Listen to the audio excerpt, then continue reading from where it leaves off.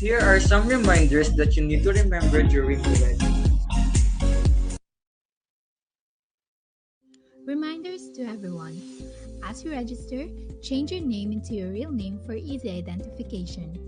For students, you may follow this format: name of school _ surname, then first name. For the others, name of the company or organization _ surname, then first name. Kindly observe the following rules and etiquette. Please keep your microphones muted throughout the entire webinar to avoid disruptions. Kindly open your cameras if possible. Be respectful and attentive to the speaker and host. As for the dress code, please wear smart casual clothes. We encourage you to change your virtual background with the one attached to your confirmation emails. If you have questions for the speakers, you can only type them in the chat box. All the questions will be read by the moderators and will be entertained only during the open forum. QR code and link for the evaluation form will be flashed and posted at the end of the webinar. Inside will be the form that you'll need to fill out for the e-certificate. Certificate will be provided 5 to 7 working days after the end of the webinar. It will be sent through email, so make sure that you will put your personal and frequently used email. Please make sure that you were able to register on this day of the event before proceeding. Failure to do so will forfeit your evaluation and getting off the e-certificate. Lastly, enjoy the webinar.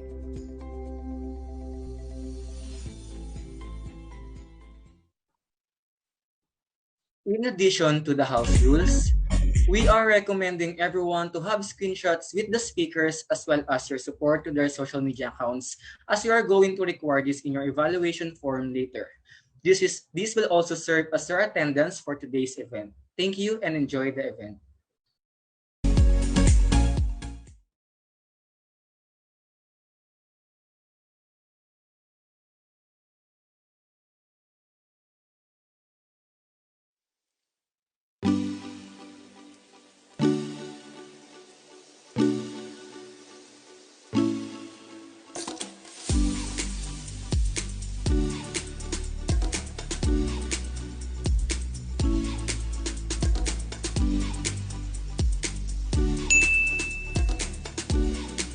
Before we start our event, may we request everyone to put ourselves in a moment of silence as we feel the presence of the Lord through doxology, followed by the singing of the Philippine National Anthem sung by the PUP Bagong Himig Serenata.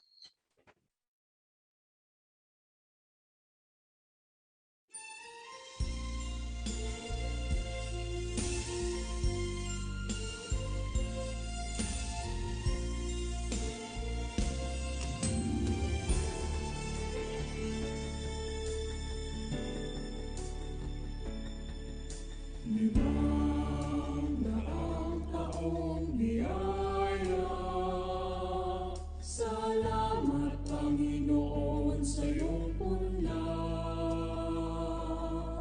Misyong kaloob sa ating puso, aming sarili ay aming handog, laging tapat at laging tugon, naririto handa kami, Panginoon.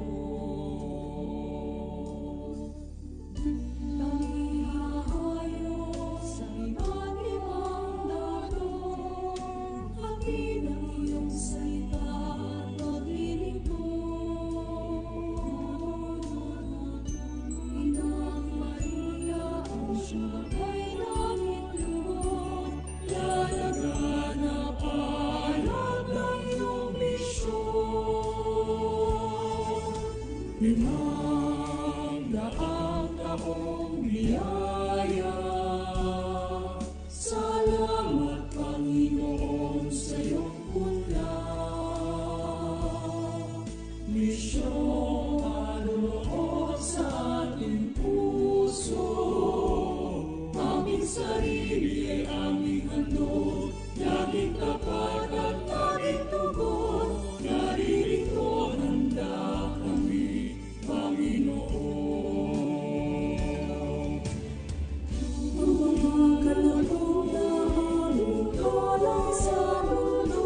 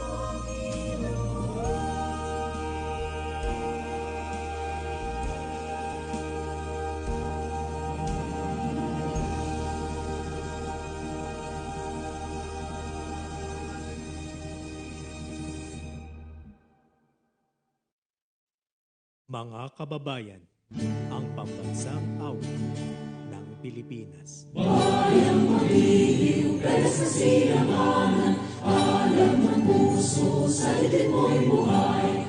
Lupang hinirang, tuyot ka ng mabitig, sa manlulupi, di ka pasisigil. Sa dagat at kulot, sa simoy at sa langit mo baba, may nilatang tula at awit sa paglayang minamahal.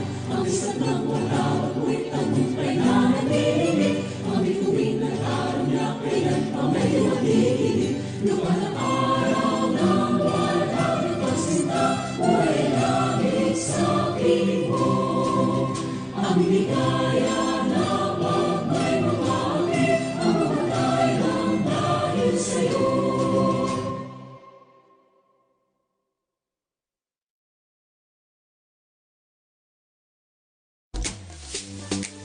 Good afternoon, everyone. We hope that you already took your lunch as we are going to serve you another set of meals in a form of knowledge that you will surely enjoy. I'm Mary Resurrection, together with Mr. Angelo Espargata. We will be your host today, and we would like to welcome you all once again on the second day of our event entitled Hospitality Zoom, Redefining the Future of Hospitality. Hello, Mary, and hello, everyone. Yes, you read it right. We are now on the second day of our event. For all those new participants, we already started our event yesterday. But don't worry because you can still watch the live conference on our Facebook page if you want to catch up and know what happened during the first day of our event. As we have said, this is now the second day of our series. And a brand new day means we are going to give you new set of topics and new set of guest speakers that will surely give us new learnings and knowledge from their experiences and job expertise. That's right, Angelo. I hope you guys are all excited because we are also preparing some icebreaker and intermission number that you will surely enjoy later on. By the way, for the participants who are students here, may we request all of you to change your name with our given format so that we can properly acknowledge you and give you a shout out later on. Speaking of acknowledge, Mary, we would like to acknowledge the presence of our very respected subject advisor, Professor Haydin Calabig, and to our beloved guest speakers. Thank you for being with us in our event. I would also like to acknowledge the students from Davao Oriental Institute of Technology. I would like to greet a happy viewing for the students from Cavite State University. Good afternoon to Golden State College of Coronadal. And a happy viewing as well to the students from University of Science and Technology of Southern Philippines, Claveria Campus. Also, the University of the Northern Philippines. Thank you so much for being with us today. Now, to give you guys an energizing start, we are going to have our first icebreaker. Mary? So our first icebreaker is Name the Tools. We will be showing you images of tools commonly used in restaurant establishment. First person who comments the correct answer will win a reward. And as for guidelines, only people present in Zoom teleconference and participants registered are the only ones eligible in participating in this event. Lastly, wrong spelling is wrong. Let the guessing games begin.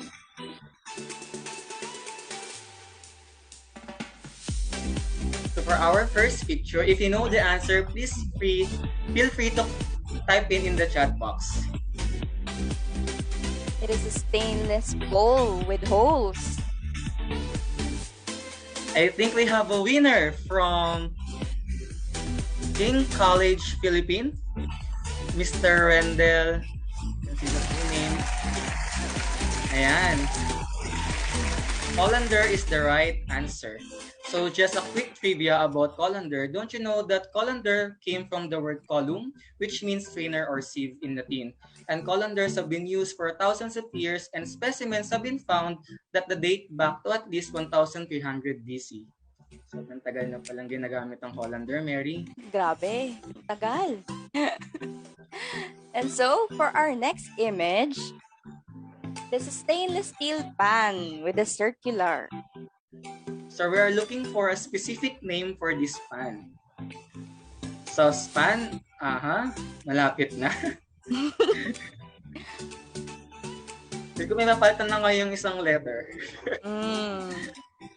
Skillet pan? Cooking pot? Nope. I I think think we we have have a a winner. winner.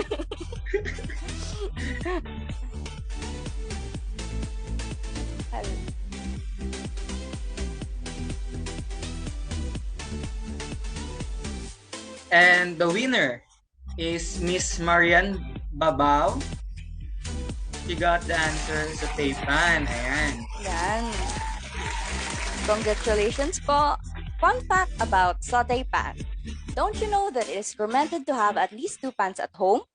One is for quick frying and the other one is a bigger size for preparing for more people.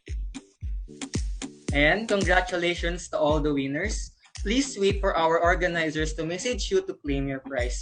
We hope that you enjoyed our first icebreaker.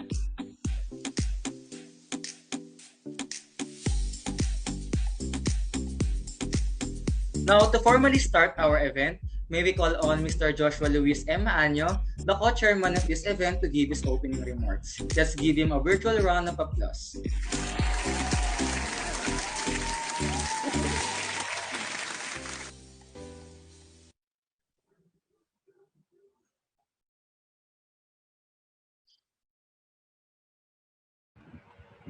Hello, good afternoon.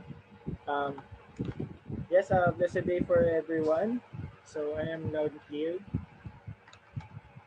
So it is my honor to welcome all the participants today for our 3-day part webinar series. So we are now on the second day and half through the end of this event. So as you experience interactive presence, fully equip yourself with skills and prepare you for future opportunities in the hospitality industry. I hope you will learn something today that you can use in your future careers. So I welcome all the respected speakers who come here to share their vast knowledge and personal experiences. Thank you so much for taking your time, despite of your busy schedules, to be with us today.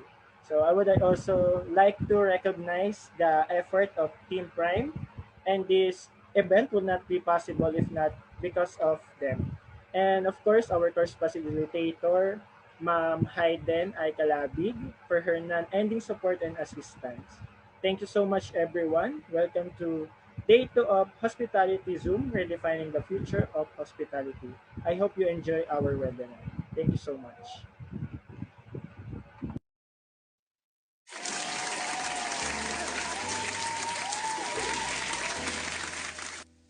Thank you so much, Mr. Joshua, for that opening message. I hope you guys are already comfortable in your comfortable position as we are about to move forward to our event proper.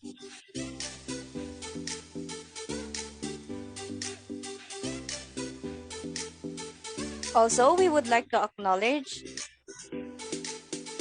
the issue of naming the wrong winner, which should be from King's College, Philippines.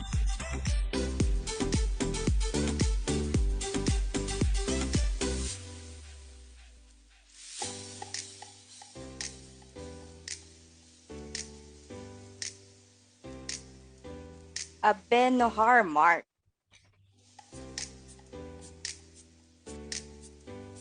Congratulations!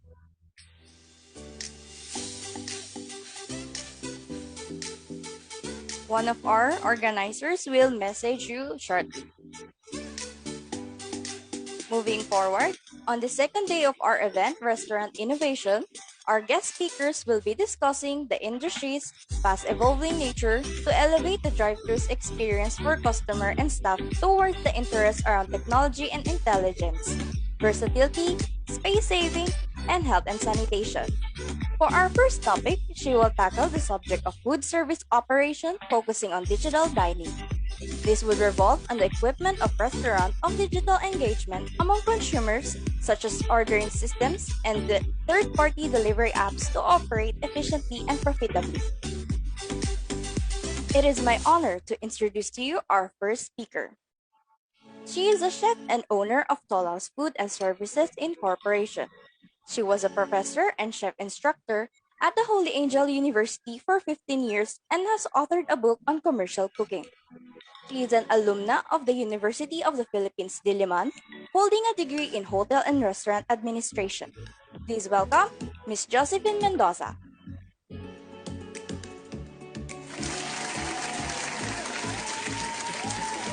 Hello. Thank you. Hello, everyone. I'm really honored to have been invited here by the Polytechnic University of the Philippines Department of Hospitality, and thank you to the organizers, Prime, for giving me this opportunity. So, good afternoon, everyone. Let me just share with you my screen. I hope everyone is ready to listen. And I hope everybody has had their lunch already. So here, can you see the PowerPoint? You can acknowledge in our chat box if you have. Yes po, we can see your PowerPoint na po, Miss Josephine. That's great. That's great. So, okay. Today I'll be presenting to you digital marketing for restaurants, an experience of a 33-year-old homegrown brand. That is Tollhouse. I was asked to speak before you about digital marketing. At first, I thought, what could I possibly discuss about this topic?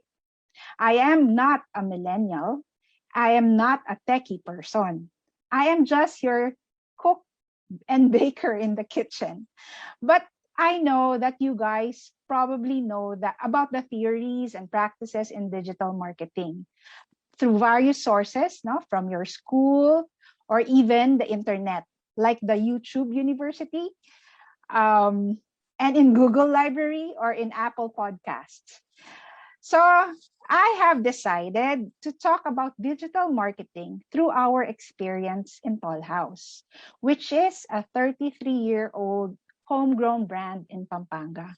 And with that, dahil more than 3 decades na kami, it was really something of a journey for us. Kasi nga, from old school to a techie digital marketing platform, you can just imagine the journey that we had to go through.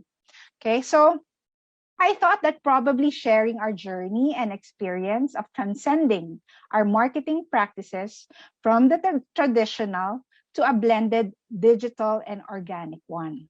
So, why did we delve in being active in digital marketing? So let me see our next. Okay. Can you see this icon? What is it? Can you type it on the on our chat box? I want to see if you know what this icon is. So siguro pwede natin gawing naku, maraming winners, So kulang yung ating prizes. So yes, it is Instagram, So almost more than a decade ago, nandyan na ang Instagram, if I'm not mistaken. Now, Instagram, more than a decade ago, people started to patronize, quote unquote, Instagrammable food and restaurant places. The factors that made restaurants successful before were just good food, good services, and affordable prices. And they were no longer enough. Suddenly, hindi na enough yon. Food and restaurants had to also be Instagrammable. And it was not only Instagram. In the Philippines, we have Facebook as the most popular social media platform. Print media, magazines, newspapers, was suddenly taking a back seat to all of this. Wala na. I mean, nasa likod na. And we had to adopt. So let me show you the statistics para meron naman tayong basis. So here, according to modernrestaurantmanagement.com, again, I got it from the internet, restaurant guests are increasingly using a multitude of channels to decide where to eat. So 83% of customers use their phones to look up restaurant locations, directions, and hours. And I would think here in the Philippines, baka mas mataas pa yan.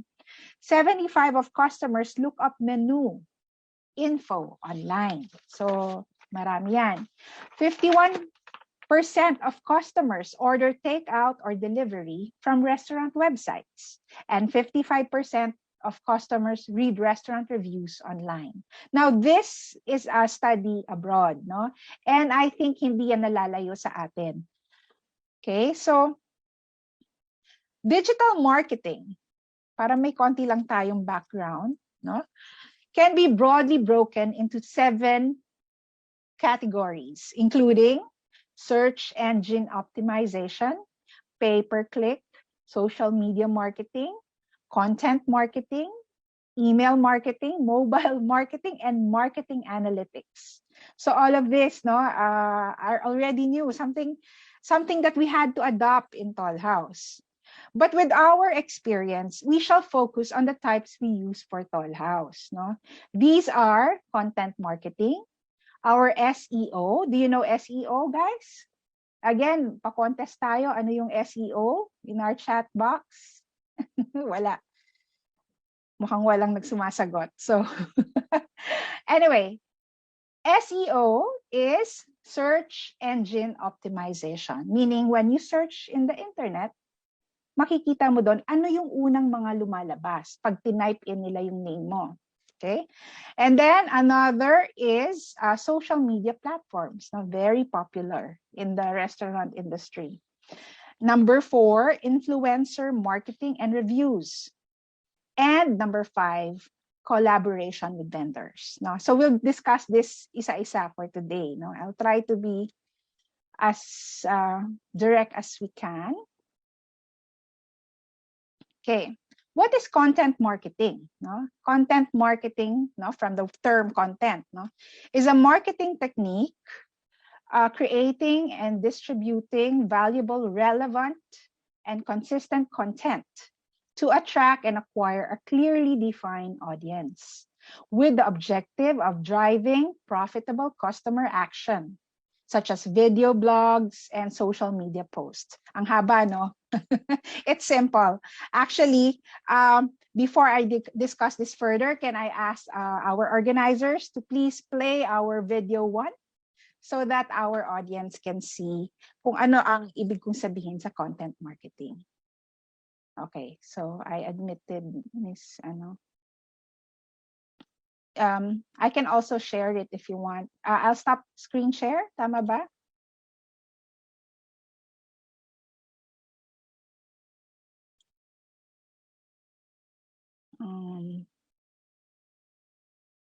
Wait lang.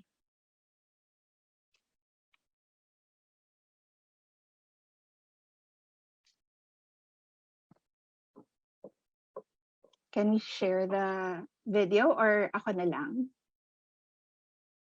Yeah, I'll stop my share.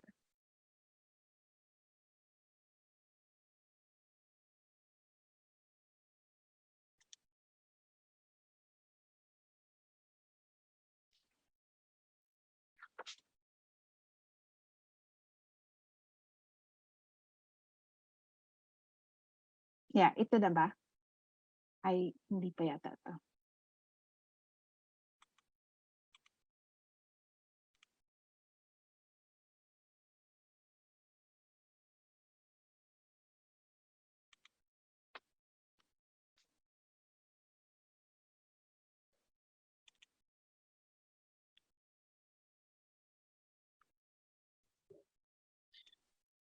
Hello, ma'am. Good afternoon po. Yes, I have it now if you want me to show it.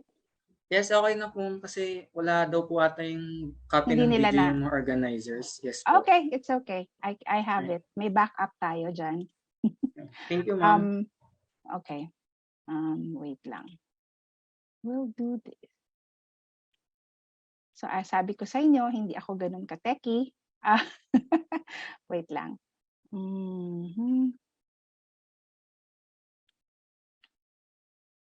We'll show the... This is it. How about this? Can you see it? Nakikita ba? Yes po, ma'am. That's good. Okay. Here you go. Meron po ba dapat siyang sound, ma'am? Kasi wala po Meron. siyang sound. Wala. Wait Wala lang. po. I wonder why. Actually, naka-on naman yung sound niya and I can hear it. Autoplay. Can you hear it? Wala rin. Wala pa rin po, ma'am. Bakit kaya? Approve. Okay, here we go. Yan. Wala pa rin. Wala pa rin po. Bakit kaya? Yan ang hindi ko alam ba't walang audio.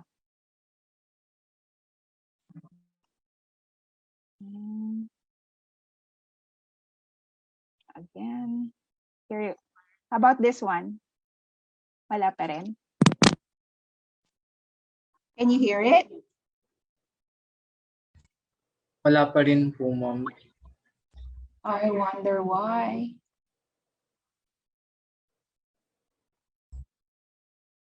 Eto, wala. Wala pa rin po, ma'am. When we opened our doors, Ayan, Click meron the na po. box po, share sounds. Okay. Our vision Meron was na very po, ma'am. Screen share. to have a small, cozy cafe where Meron we na pong would sound, serve the ma'am. food we love Meron cooking na. at Okay, home. that's Yes, great. Kaya So nga let's maliit na bahay lang ang Tollhouse. Ano Our natin? recipes were inspired by home.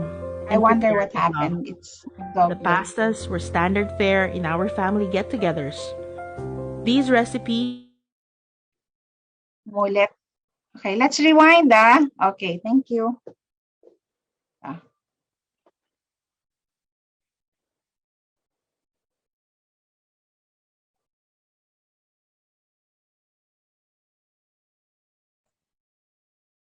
Nawala po ulit yung sound, ma'am. Ano wala? Yes, ma'am. Ma'am, okay lang po ba if kami na lang po yung magpe-present po ng video? Yeah, it's okay. Okay pa. I can't stop. How do we stop this? When we opened our doors on February 3, 1988, our vision was very simple: to have a small, cozy cafe where we would serve the food we loved cooking at home. Kaya nga na umpisa, mukhang maliit na bahay lang ang Tollhouse. Our recipes were inspired by home and prepared with love. The pastas were standard fare in our family get-togethers. These recipes became well-loved favorites, so we included the dishes in our menu. Our original menu was composed of home favorites: palabok, spaghetti, burgers, and baked macaroni. We had a short cake list of Black Forest, pandan cake, sans rival, and chocolate cake. We also introduced our own versions of barbecues in 4 variants: chicken, pork, beef, and the ever-popular combination. We even had brewed coffee on the menu, as we were originally going for a cafe vibe way before coffee shops started coming up in Angeles City. We tried to fill the small space with the aroma of freshly made coffee, but then the cakes and the food were our real bestsellers. The rest, as they say, is history. We are proud to say that our classic recipes from 30 years ago haven't changed. The menu has grown and evolved, but that first set of menu items remain to be among the best sellers of Tollhouse today. We are grateful to God that He has blessed the Tollhouse family. Kaya naman, we believe it is our mission to share this success to our community. It is our aim to be more accessible to our customers by expanding to more branches, creating more jobs, and supporting local businesses and suppliers. Indeed, our 30th year is just the beginning of more exciting things to come for Tollhouse.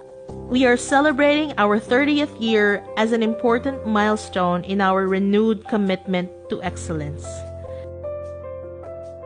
Because we owe so much of our success to you, our loyal customers. Maraming salamat po. Dakal pong salamat!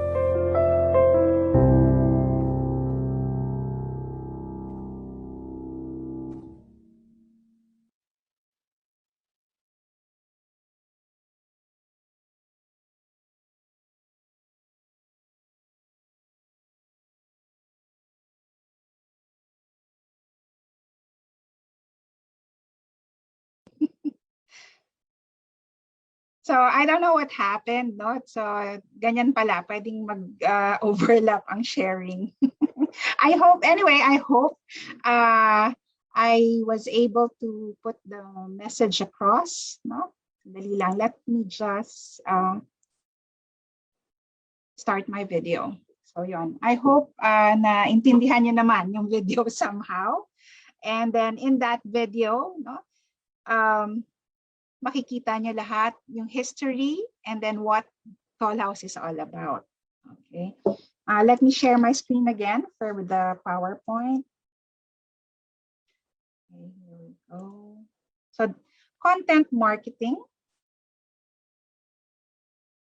No, this is what we have done. No? Yan yung unang step when you want to go to digital, to the digital platform. No?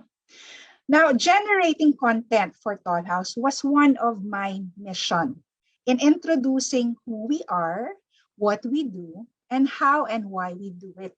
So sa video na yon, napakita namin sa inyo how we started and then what are the plans of our restaurant in the future, to generate more jobs and to continue to give quality food and service to our customers. So yan ang aming commitment. So that video was done on our 30th year. That was 2018. So ngayon 33 years old na kami. So I think this was the first step in launching a successful digital platform for the restaurant. Once you have established this, all other types and techniques will follow. But content must be genuine. Otherwise, your marketing program's outcome will be temporary.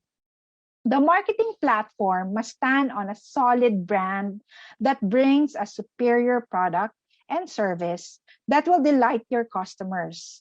In this day and age, it must also be accessible, not only organically, but also digitally. So without really knowing that we were doing our content, we delved into showcasing Tollhouse by focusing on highlighting our bestsellers and core products through pictures. And this was about 2011. So here are a copy of our menu. So meron kaming a la carte menu, and then we also have party trays, no? Lahat yan pinicturean namin.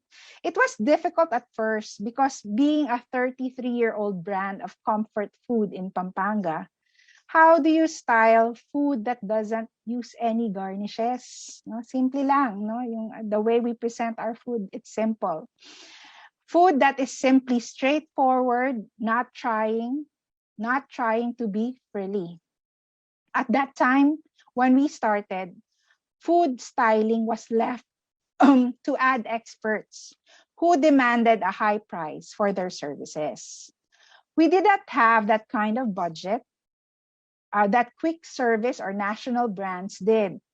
So we had to rely on our own experience and instincts to produce mouth-watering pictures and videos of Tollhouse food. So here is the menu for our cakes naman.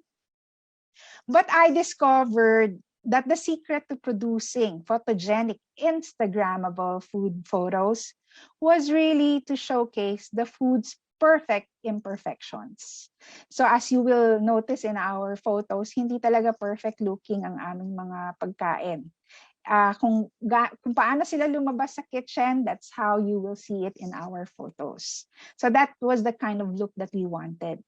Because as we got comfortable taking food photos, we featured the true character of our restaurant, that it is homegrown food.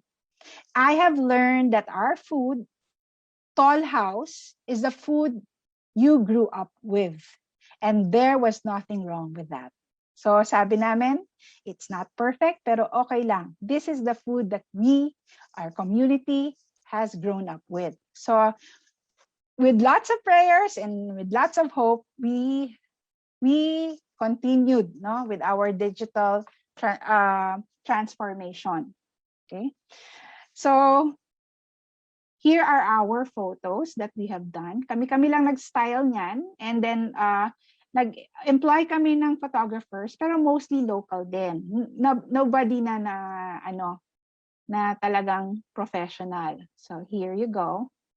And then, this is a new product that we have. And then we realize, right now, ang power ng digital platform. This one we posted in our Facebook page and even my personal page, and we get orders for this. And this is a new product that we have, a mashed up ube cake and sans rival. And then some of our classic cakes. And then this one is a cake that we named after our mother, Lola Nene. And then ito, so kami lang nag-style. And then we just nagsiset up, nag-schedule kami, we'll have sort of parang photo shoot for that day. And then this one is a photograph by a local photographer, but works internationally, so in different magazines, and we were happy we had that opportunity with him, Mr. Borge Meneses, if you've heard of him. And then ito, kami lang din nag-style. This is our mini cupcake. And then some of our pastries. Ito, flat lay ang tawag nila dyan. So natututo lang kami as we got along. And this is our brazo de Mercedes, which is a classic also, a classic flavor. And then, okay, so yon. We have here other photos. Nag-experiment kami. Do not be afraid with your photos. Do whatever na tingin nyo mukhang masarap. Okay? And then here, another one by Mr. Borge. And this one, this is our pork spare ribs. And it was really difficult. How do we make it palatable or mouth-watering, yung itsura? Kasi ayaw namin maglagay ng garnish na hindi naman namin talaga nilalagay.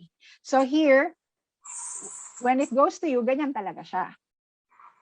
And this is Mr. Borge Meneses in one of our sessions. Buti na lang na somebody sponsored it for Borge Meneses for us to take photos.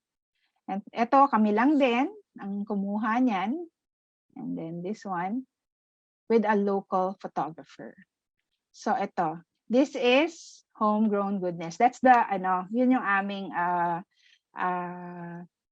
aming theme sa restaurant. So you will see na yung restaurant naman with the food that we have, iba-ibang cuisine yan. Pero ang pagkain, when we curate it, it should be food that you like to eat. Yung family namin, kung anong gusto namin kainin, we feel i-extend namin yan sa customers because extended nga ang aming customers, extended family namin. Okay? So, next would be search engine optimization. I hope okay lang tayo.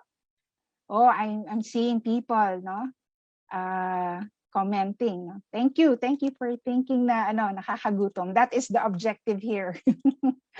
Anyway, so SEO, I hope you've come across this. If not, then I'm happy to introduce the topic with you. So it's SEO stands for search engine optimization, which is a digital marketing strategy that focuses on your website's presence in search results on search engines like Google. When you understand how SEO works, you can use different tactics to increase your visibility or how high your rank is in search results. So, importante kasi yun. Yung pag nag-type yung iyong customer, sinong lilitaw na una? So, here, I don't know if you can check out our screen, kung paano. Can you see my screen, guys? So, ito, this is our web page, it's tollhousefood.com. I hope after the event, you can check out our website. So dito, for our SEO, we try to make sure that our website is constantly updated. So We also monitor our Google My Business sites for each of our branches. So meron kaming mga Google My Business. We realized that the internet is the new yellow pages, and we made sure that we are visible on the web. So here, makikita mo, meron din kaming events part dun sa .com namin. And we have 2 function rooms, no? Function halls, and then a room for catering. So ito, yan. And then dito we have your menu, we have our locations. Sa locations natin, yung iba-iba naming branches. Here we go. Ayun. With their what do you call this, maps, no? So yan. So mine-maintain din namin yan. Pero in-house lang din. We don't hire any outsider, what do you call this, outside services for that. So here is our Google My Business, and you will see may mga phone numbers din, and then may mga reviews and photos. Ma'am, excuse me lang po, may napakita po ba kayong details? Kasi ang nakita lang po namin is yung sa PowerPoint lang po. Oh, okay. I'm sorry. Meron akong pinapakita. Ay, hindi po na. O yung okay, here. Ano pa lang po siya sa PowerPoint pa rin. Ayan. Oh my gosh. Here, can you see it? Ayan, yes po, ma'am. Ayan. Hindi ko na Okay. Thank you, ma'am. So here is our Google My Business. Yeah, please feel free to catch my attention pag may mga ganyan. It's okay. So here is our Google My Business, and then we have our Instagram. Meron din mga photos, kami lang din ang gumagawa or nagpipicture niyan. And then we also have here the website, FB page. So andyan din. Okay. And then we'll go back to our PowerPoint here. So that's our SEO. So ito is a copy of our And then we have your social media platforms, no? We are also active in our social media platforms, such as our Facebook page and Instagram accounts. And these are the most popular social media sites among our target customers. We make sure that we stay relevant, and we plan ahead what we will post in these platforms. So pinaplano na namin yan. Before, dati hindi pa uso ang social media, we just do the organic things, no? Pero ngayon, even in our digital media, we plan it. So for example, here is our Facebook page, and then here's our Instagram. And for example, now recently we launched a cake contest named What is Your Favorite Tollhouse Cake? Where we ask participants to comment their favorite cake and elaborate why. After a week, we went live and had the chosen participant names virtually raffled off. So nagpa-raffle kami live, and it was successful, no? The engagement was really good, and we learned from the comments of our customers. For instance, in this contest, we learned that our white chocolate cake was a crowd favorite. So ito yung white chocolate cake natin. Can you see it? Ayun.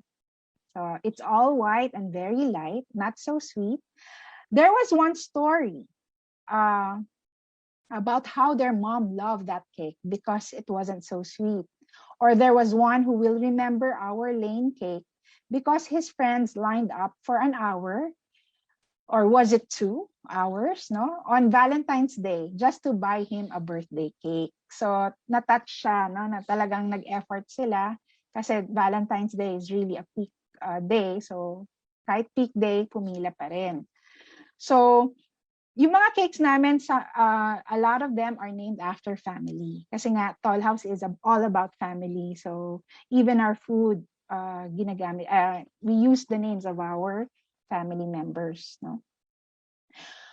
We also tried to engage our customers by asking a question.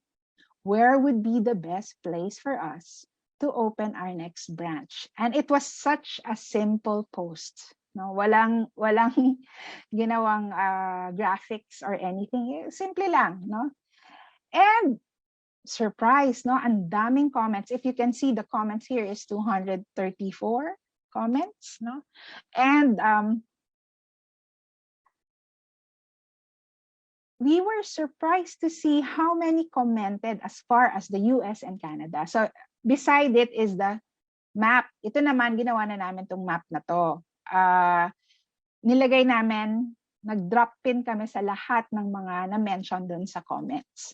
So it was, I think, one of the successful, engaging posts of our page. Every Sunday,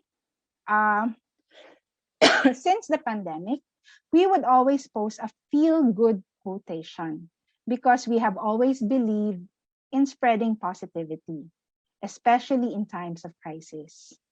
Our digital marketing objective is to leave a positive mark in this world we live in, that no matter how little our contribution is, we can make a difference. So sa amin, we believe in that and we want to reflect that in our pages, in our digital platform. So every Sunday to, meron kaming quotation. And this is just one of the examples. So, tomorrow is the first blank page of a 365-day book, and write a good one. So whatever happens, try to choose what makes you happy. So yun, happy Sunday. And here, na ligaw ang ating photo. So here is a recent post I made, no, in my own personal FB page to show you the power of FB. No? This is our apple pie. And wala kaming ginawang styling dito. In-slice namin and then we just took a photo. And then I said, it looks good. No? I hope you agree with me. No? And this week, we have had a lot of orders because of this post. So, yon. Okay. So next strategy that we did was influencer marketing and reviews. One of the most at a fundamental level, influencer marketing is a type of social media marketing that uses endorsements and product mentions from influencers, individuals who have dedicated social media following and are viewed as experts within their niche. So, ngayon dati dapat celebrity lang or somebody known, no? Ngayon, nandun pa rin yon. Pero ngayon, mga influencers, yung mga maraming likes, or those people who are very popular in the social media platform. So, okay. So, one of the most influential influencer that we had was Chris Aquino when she featured us in Chris TV in 2016. She had us researched by her team because she had friends from Pampanga who will gift her party trays of our baked macaroni and lasagna. I must say that we experienced the Chris magic when we were featured. For about 3 months, our branches were packed and we had customers from as far as Palawan after that episode. The people who ate came by the buses and vans who made a day trip just to eat at Tollhouse. Our FB page was busy giving directions to customers on how to get to our place. We actually posted a map para makita ng mga customers paano makarating sa amin. Our feature was the top most viewed in the TFC or the Filipino channel. And customers in the US, Canada, and Middle East would PM us about it. So napapanood rin kami internationally. So that is the power of digital marketing. No? It has no known borders anymore. Basta meron kang internet, then the world is at your fingertips. So that we experienced. We also had Chef Anna Olson, if you know her, of Asia Food Channel, and Crystal Bello in her show in ABS-CBN before. We have had others. No? We also had Janice de Belen and other artists. But we also have, so ito yung aming set. If you want to see the video, no, excerpts of this video, ayan yung link natin. So, kasama niya si Angeline Quinto and Casey Concepcion. So, yun. And we also had different bloggers and vloggers who have covered us. But we do not pay for these activities because we believe in making our digital presence organically grown. No? Tsaka wala kaming budget for that. So these are some of the bloggers that visit our restaurants. Okay. So, and then we also have in our malls, we have national newspapers like the Inquirer, the Philippine Star, and then some influential bloggers like, I forgot his name. Anyway, so meron. So whenever we get invited, we also accept the vloggers and bloggers who wish to cover us. Next style would be collaboration with vendors and government agencies.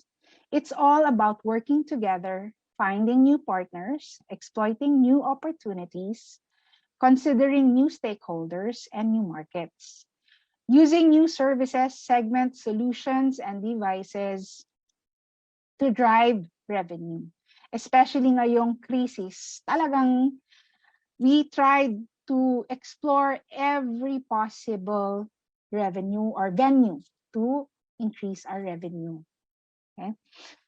The pandemic has accelerated the use of digital platforms, especially in the restaurant sector. Our industry was a little bit reluctant to adopt these digital venues, but the pandemic has forced us to look for ways how to be more accessible to our customers. Face-to-face contact and dine-in was prohibited. And still, even with the availability of vaccines this year, dine-in is still very much limited. And then it's really difficult pag wala kang outdoor dining. No? We have lost a lot of our revenue streams because of this. And we had to be creative and find ways to increase our revenues to keep up with our overhead. Thus, we needed to collaborate with other brands and vendors and even government agencies to try to compensate for our losses just to stay afloat. Can I ask the organizers to prepare the video soon in a bit? No? So, kasi we will show it. So, yes, ma'am. Okay, thank you. And then here, no, in our FB page, the pinned post, no? If you look at the pinned post, it is evident, no? As you can see, we set up GCash, PayMaya for contactless payment systems wherein our customers do not have to pay in cash. All they need to do is scan our QR codes, no? So suddenly everybody is learning about QR codes. In fact, customers just call us and pay via this contactless payment systems and just pick up their orders at their desired time. And it has been very handy for us. And I think we've had it since the pandemic, and it's doing well, yung GCash namin and PayMaya.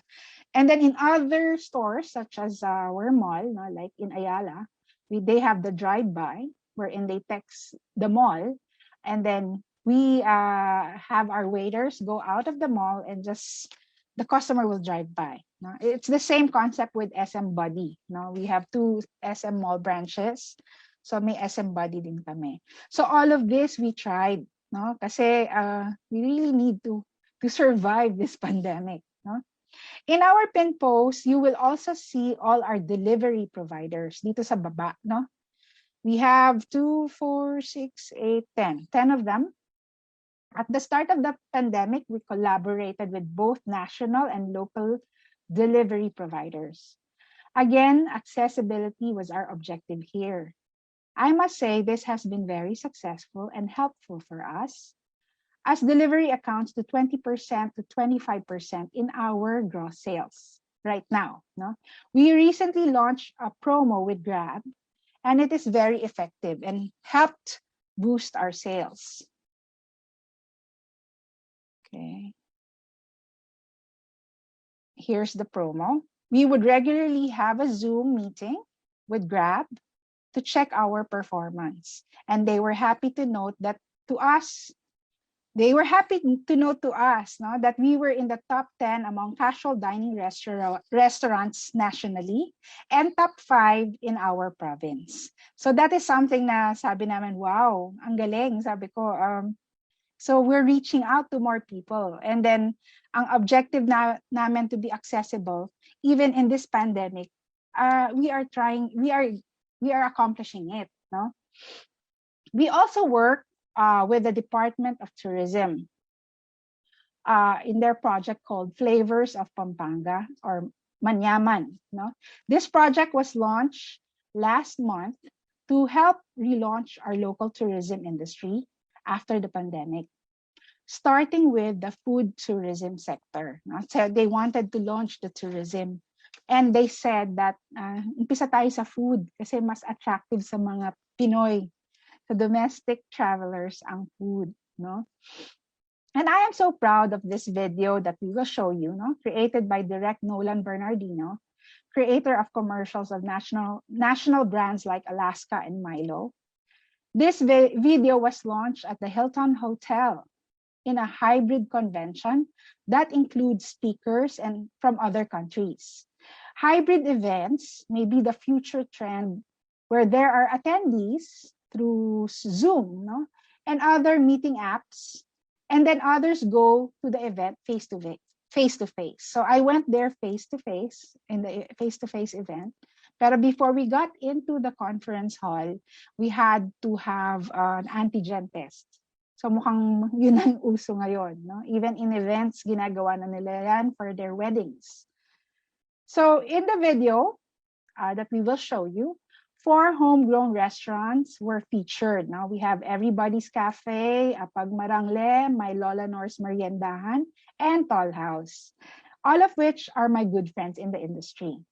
I would like to show it to you because I would like to know if it will entice you to come visit Pampanga. Let me know later after the video. Let us see how effective this digital marketing style is. So to our organizers, please show the video po, and then let's see what our audience will react to.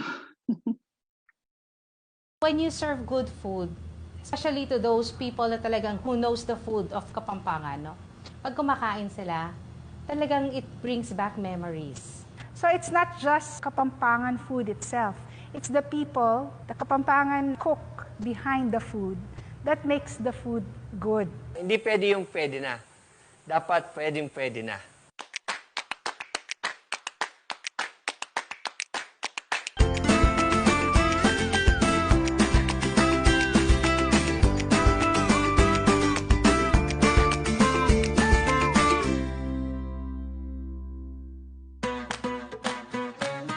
Si Raymond Yabut from Lola Nor's Meriendahan dito sa Mabalacat, Pampanga.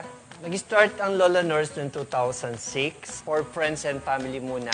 Ang concept namin is parang nakipagmerienda ka lang sa kapitbahay natin. So Tollhouse is all about the home and all about the family. So we started our restaurant in 1988 here in Angeles City in Pampanga. So when we started, we just wanted a simple cafe with simple food, but that has soul. It is food that centers on family. So when you come to Tollhouse, what we want you to feel is as if you are home. Our restaurant is Apag Marangle. It's an authentic Kapampangan restaurant. Our specialties, being an authentic Kapampangan restaurant, are the dishes that are being prepared in our homes. We say it's authentic because from the preparation of the ingredients to the cooking and the way we serve it, we do it the traditional way. Ang pinagkaiba ng pagkain namin, we deal strictly on the quality. Quality food, dapat quality ingredient ang i-offer mo.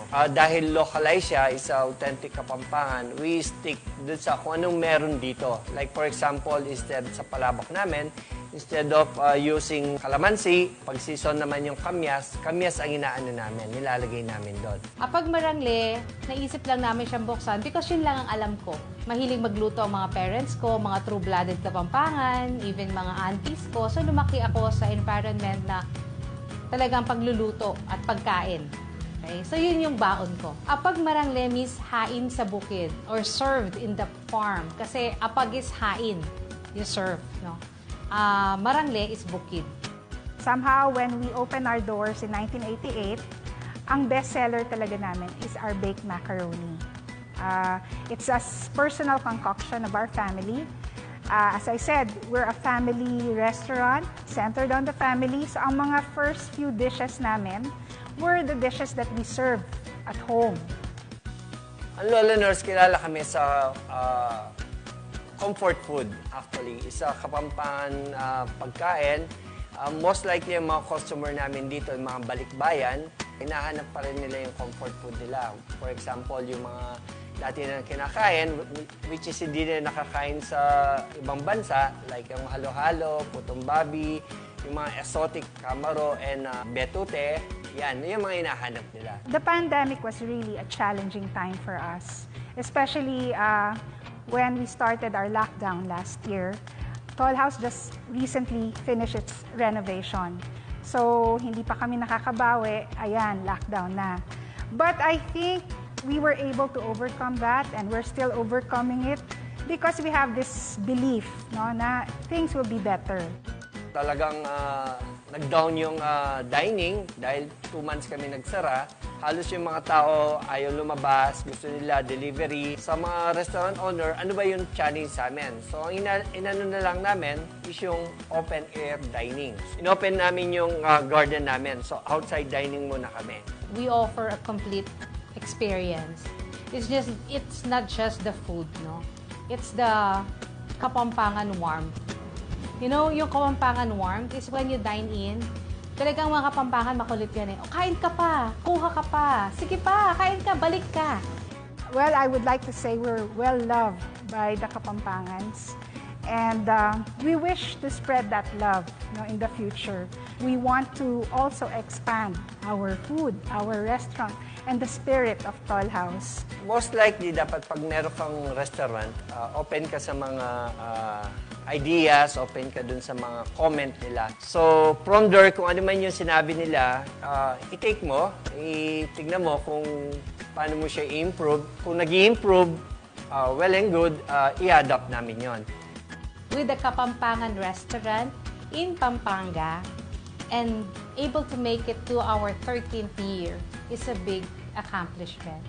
Especially, you're serving your food to Kapampangan people na alam nila kung ano ang Kapampangan food. Yun ay isang karangalan na hindi matatawaran. As a Kapampangan, when you say manyaman, it brings happy thoughts. Pag sinabing manyaman, wow, let's go there. Kasi manyaman, masarap. Pero pag ako, tinitingnan ko rin, when you cut down the word, makikita mo doon, yaman. Manyaman. The yaman meaning, in Tagalog, rich. And that's how Kapampangan food is. It's rich of many things. It's inviting. Manyaman may be used sa food. Manyaman, it's a feeling. Masarap ang pakiramdam. Ang sarap ng pakiramdam na nandito ka sa lugar na makakain ka ng masarap. Eating together with family, with friends. That is also manyaman. Ang next term nun is mekeni. Mekeni, manyaman keni. Come here because masarap dito. Basta pa mga Kapampangan, manyaman.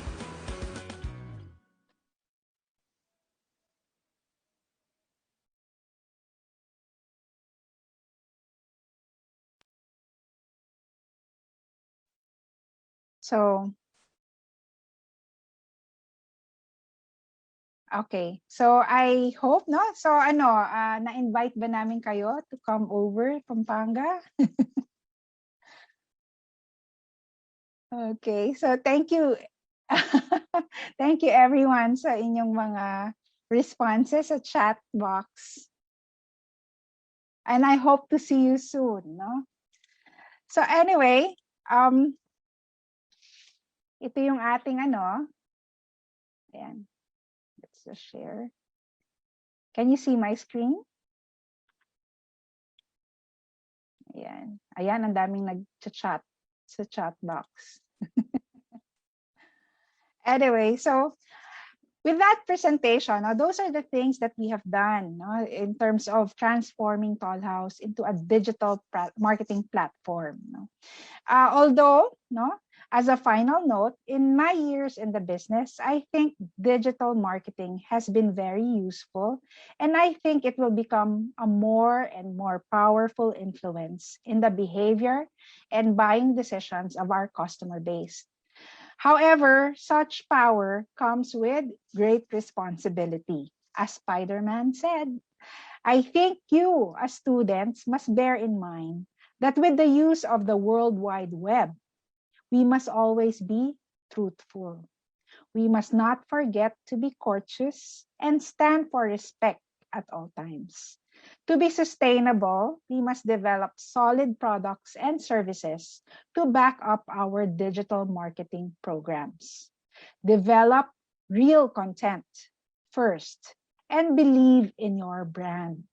This is the most effective way of launching a successful digital marketing campaign.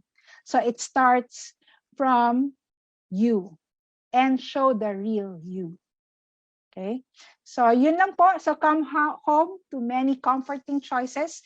Please visit us at Tollhouse. Kenny, Manyaman Kenny. Thank you po.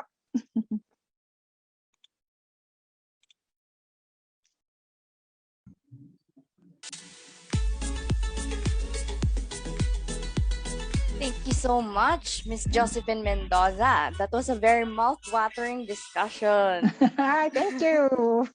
We hope to see more of from the Tollhouse and maybe visit one there when the pandemic ends. Yes, please visit us. Also, I believe that through digital technology, we can adapt to the new changes in our daily lives as well through technology. Let us now proceed to the Q&A portion. Ayan guys, if you have questions, please feel free to type it inside the chat box and we will read it for you. So ma'am, pwede ba akong unang mag-start ng tanong? Can I ask kung ano yung... Of course. tawag doon yung... Nakalimutan ko tuloy yung... yung okay, pinakamabentang dish sa inyo, ma'am. Okay, so bestseller. Yes, it's a bestseller. Yes. Hindi namin sinasadya. Because when we started in 1988, we served this lineup of dishes. Pero we discovered na ang customers namin really loved our baked macaroni. But we're not just baked macaroni, no? We have tropical chicken, and then I showed you all of the stuff that we serve. So, yun. And then the cakes also, they're really good. They sell a lot. We sell a lot. Grabe, sobrang challenging itong unang talk natin. Sobrang nakakagutom. I just would like to react to one of the chat, no? Sana po mag-open po kayo ng branch dito sa Mindanao. We actually have a branch, but it's named differently. It's called Grandma's Best.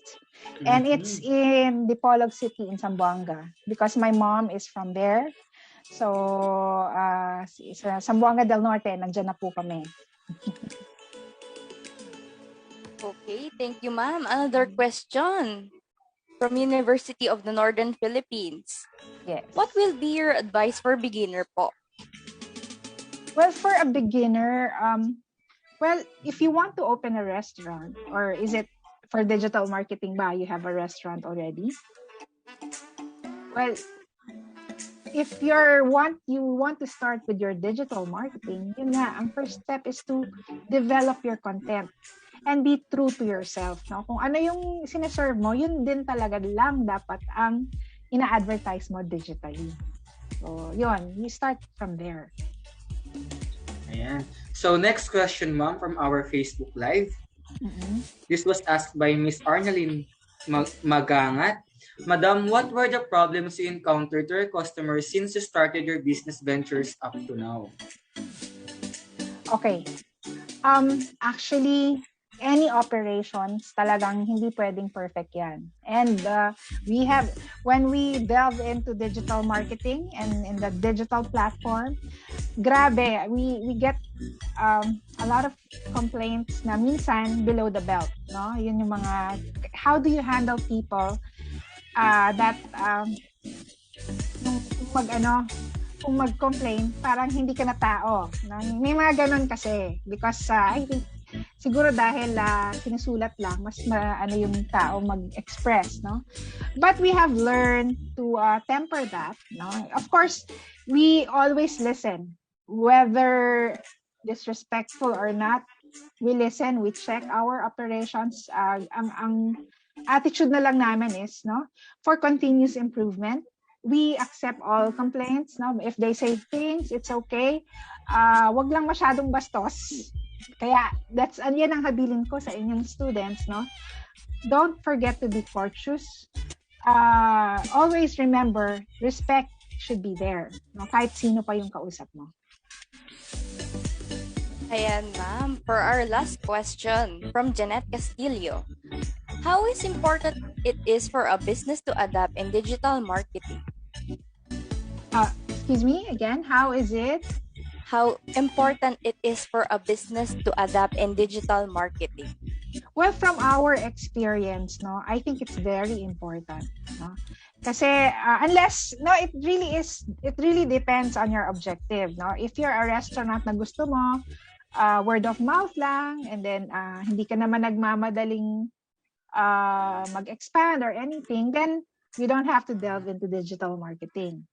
Word of mouth is enough. That's organic, very organic naman. But for us, no, we wanted to engage in it because yun nga, I think it's already a mission for us to preserve the taste of Tollhouse. No, 33 years is not something na kailangan mo na dapat mong pabayaan. And 33 years, marami ng mga customers dito who nag-date na sa amin, nag-asawa na, nagpabinyag, no, nagkaapo na. And we want to preserve that. And to do that is to reach out to younger people and to reach out to the younger generation. It's through digital. So yun, ganun siya. It depends on your objective really. Ay. Thank you so much po, Miss Josephine, for answering Thank and for our participants for your questions. Yes, thank you. As much as we want to entertain the question from our participants, we have 3 more guest speakers to which you can ask your questions. Let us now proceed to the giving of certificate and token of appreciation.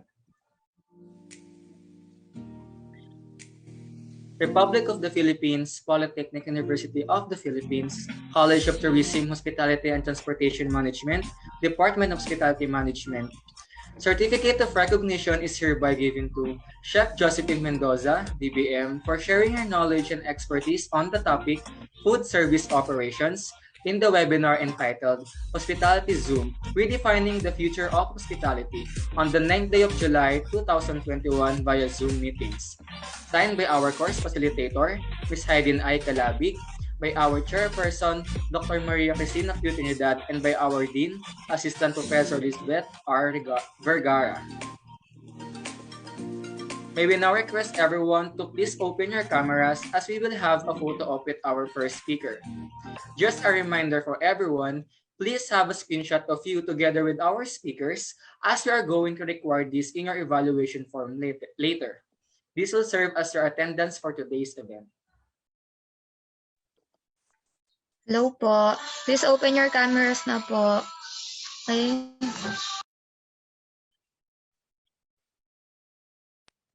One, two, three. Next slide po. Wait lang po. 1, 2, 3. Next po. Wait lang po. 1, 2, 3. Smile. Next window po. Wait lang. 1, 2, 3. Okay, next. Wait lang po. Next. 1, 2, 3. Smile. Next. 11 window tayo ngayon. 1, 2, 3. Ang dami. Ang happy. Next window po.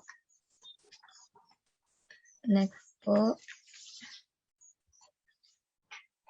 Okay, next window. And last window po. 1, 2, 3. Na po. Thank you. Once again, thank you, Ma'am Josephine, and please support Ma'am Josephine's business by following its Facebook page at tollhouse.angeles, or you can click the Facebook link in the chat box. After liking the page, have a screenshot and keep it, as this is going to be a requirement in your evaluation form. Thank you. Thank you, everyone.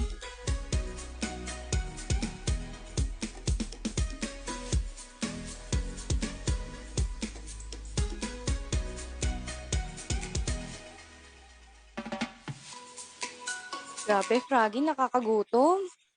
Sobra. Grabe yung first talk natin. Parang gusto ko na pumuntang kusina. Niluluto na ako. Ang sarap ng Big Mac. Gusto ko yung spare ribs. Okay, Froggy, let us now move on to our second guest speaker.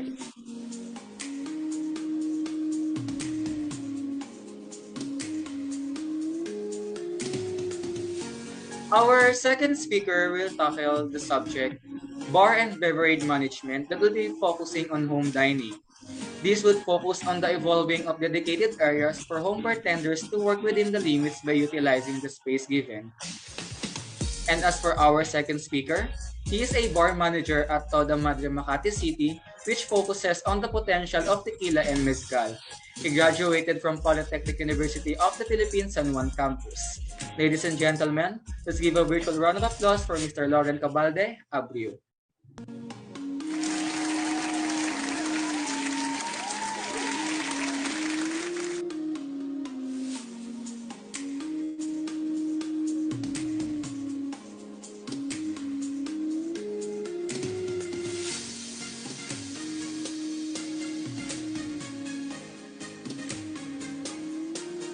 Hello everyone.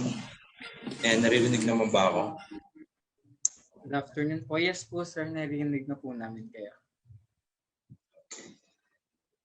So, before anything else, magpapakilala muna ako. So, my name is Loren Abreu. And I'm a new bar manager of Toda, Madre, located at Poblacion, Makati City. So, I'm 23 years old and sobrang nakikita ko yung sarili ko sa inyo guys. Even habang nakikinig ako kanina and sine-check ko kayo, check ko kung sino yung mga na nakikinig dun sa first speaker natin. Just, ayun, nakakita ko yung sarili ko sa inyo na before ganyan din yung ginagawa ko. So, I am a PUPN din. I am also a PUPN. I graduated at Polytechnic University of the Philippines, San Juan campus. I graduated 2018. Okay, let's proceed.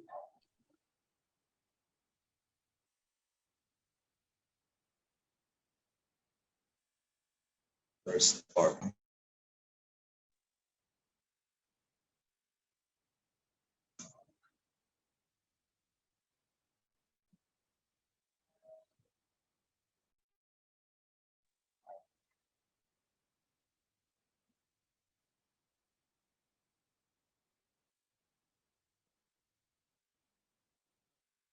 Just need the PowerPoint, please.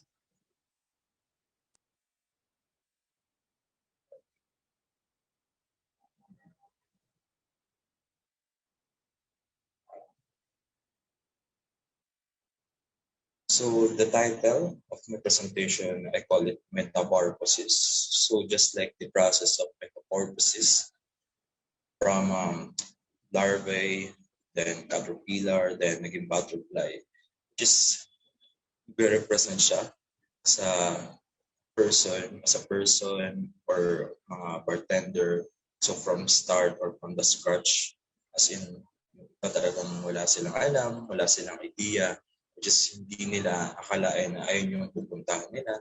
Na ako, pangarap ko before is maging chemist. So gusto kong mag-aral ng chemistry before.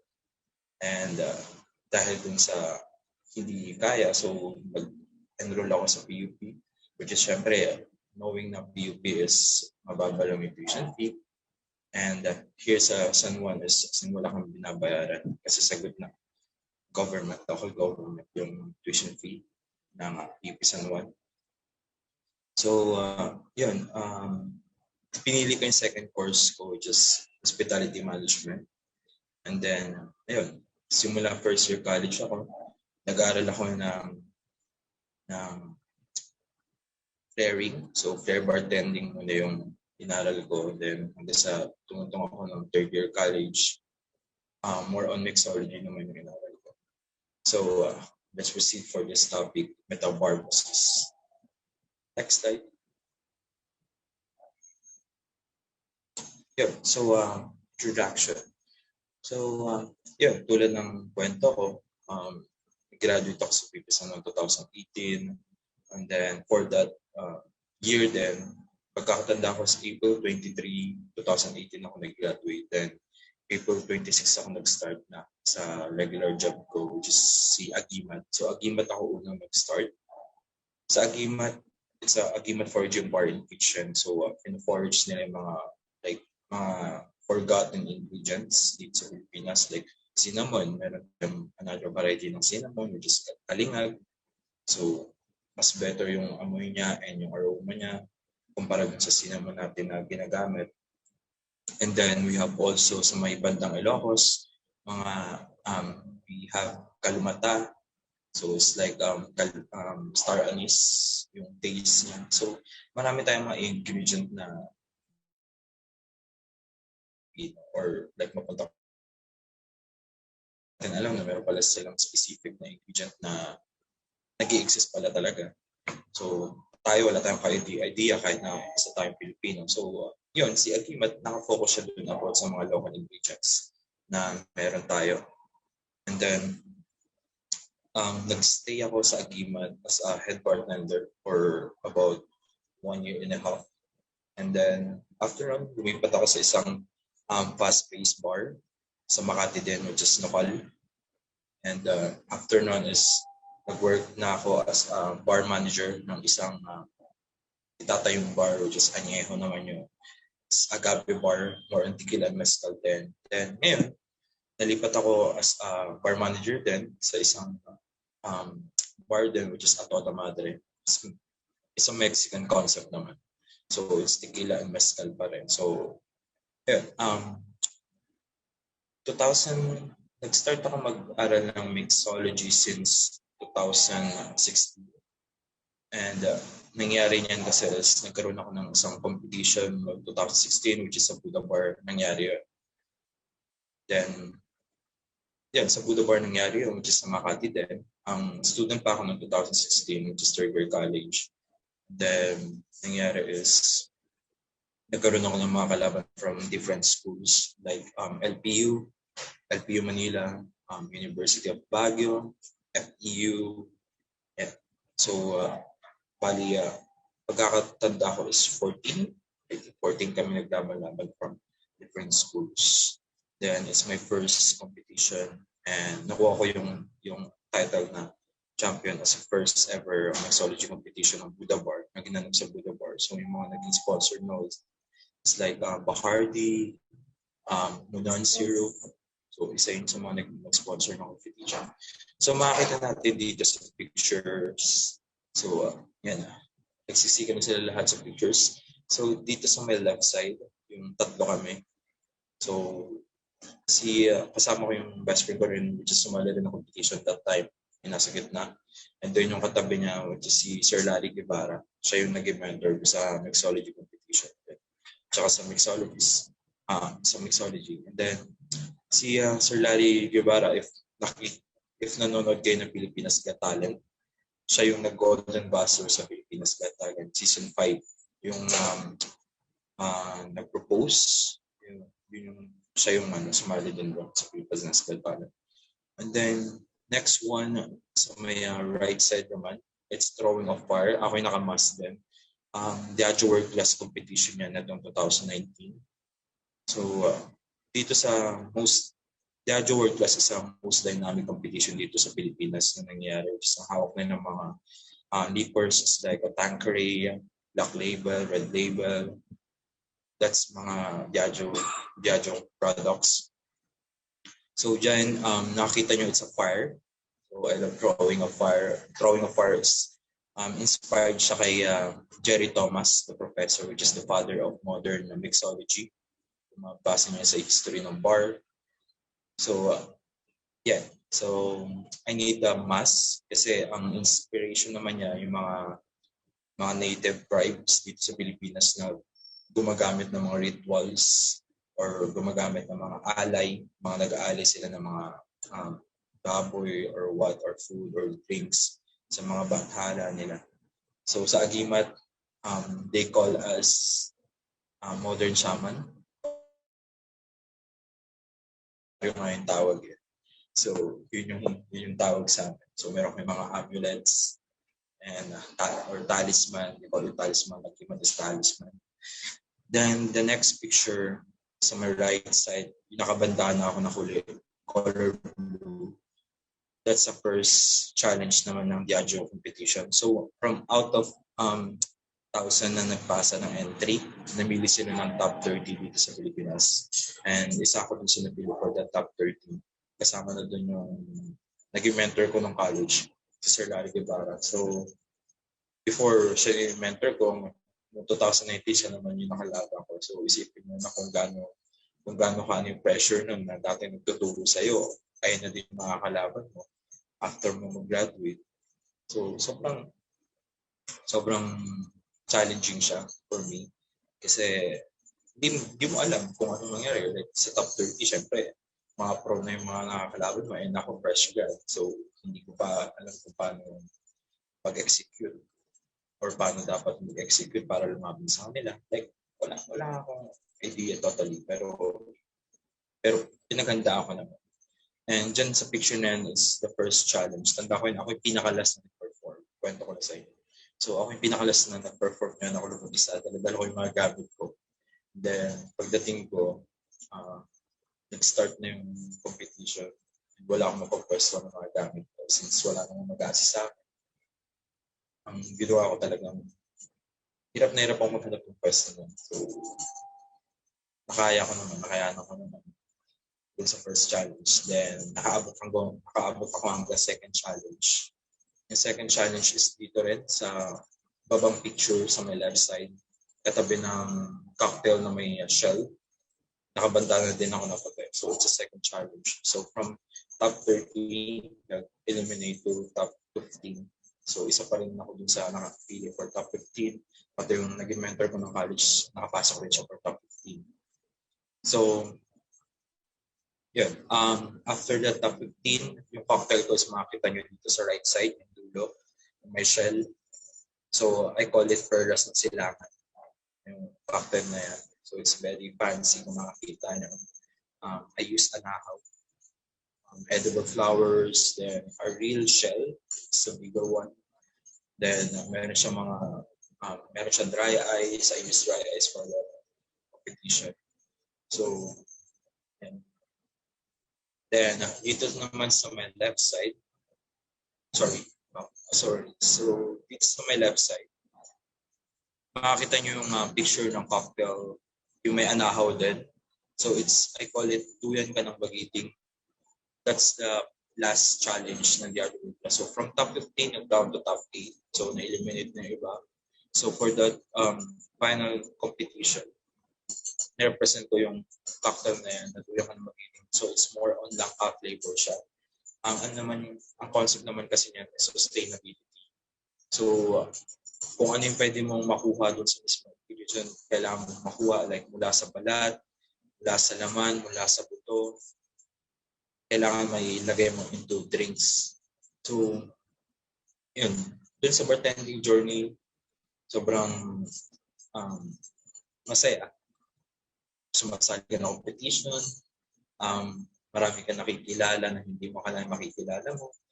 Then, nagkakaroon ka ng mga connections na hindi mo rin sukat na magkakaroon ka rin ng connections dahil nasa pagsali ng competition and about rin sa passion mo. So, just ayun naman talaga yung passion ko sa pag-mix and tricks. So, syempre, kung may food, automatically, kung may kumakain, may inom dyan.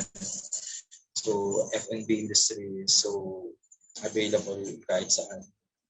Kasi laging may nagugutom at may nauuhaw kahit saan ka magpunta. So next slide please.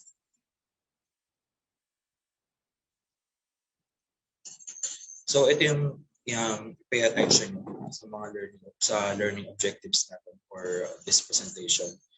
So what bar should be like? How the bartender survive this pandemic? Skills you need behind the stick, which is yung skills na kailangan mo pagka gusto mo maging bartender or gusto mo mag-aral about bar. Then last one is more trends and businesses na nangyari during pandemic and after pandemic or during this new normal. Next slide please.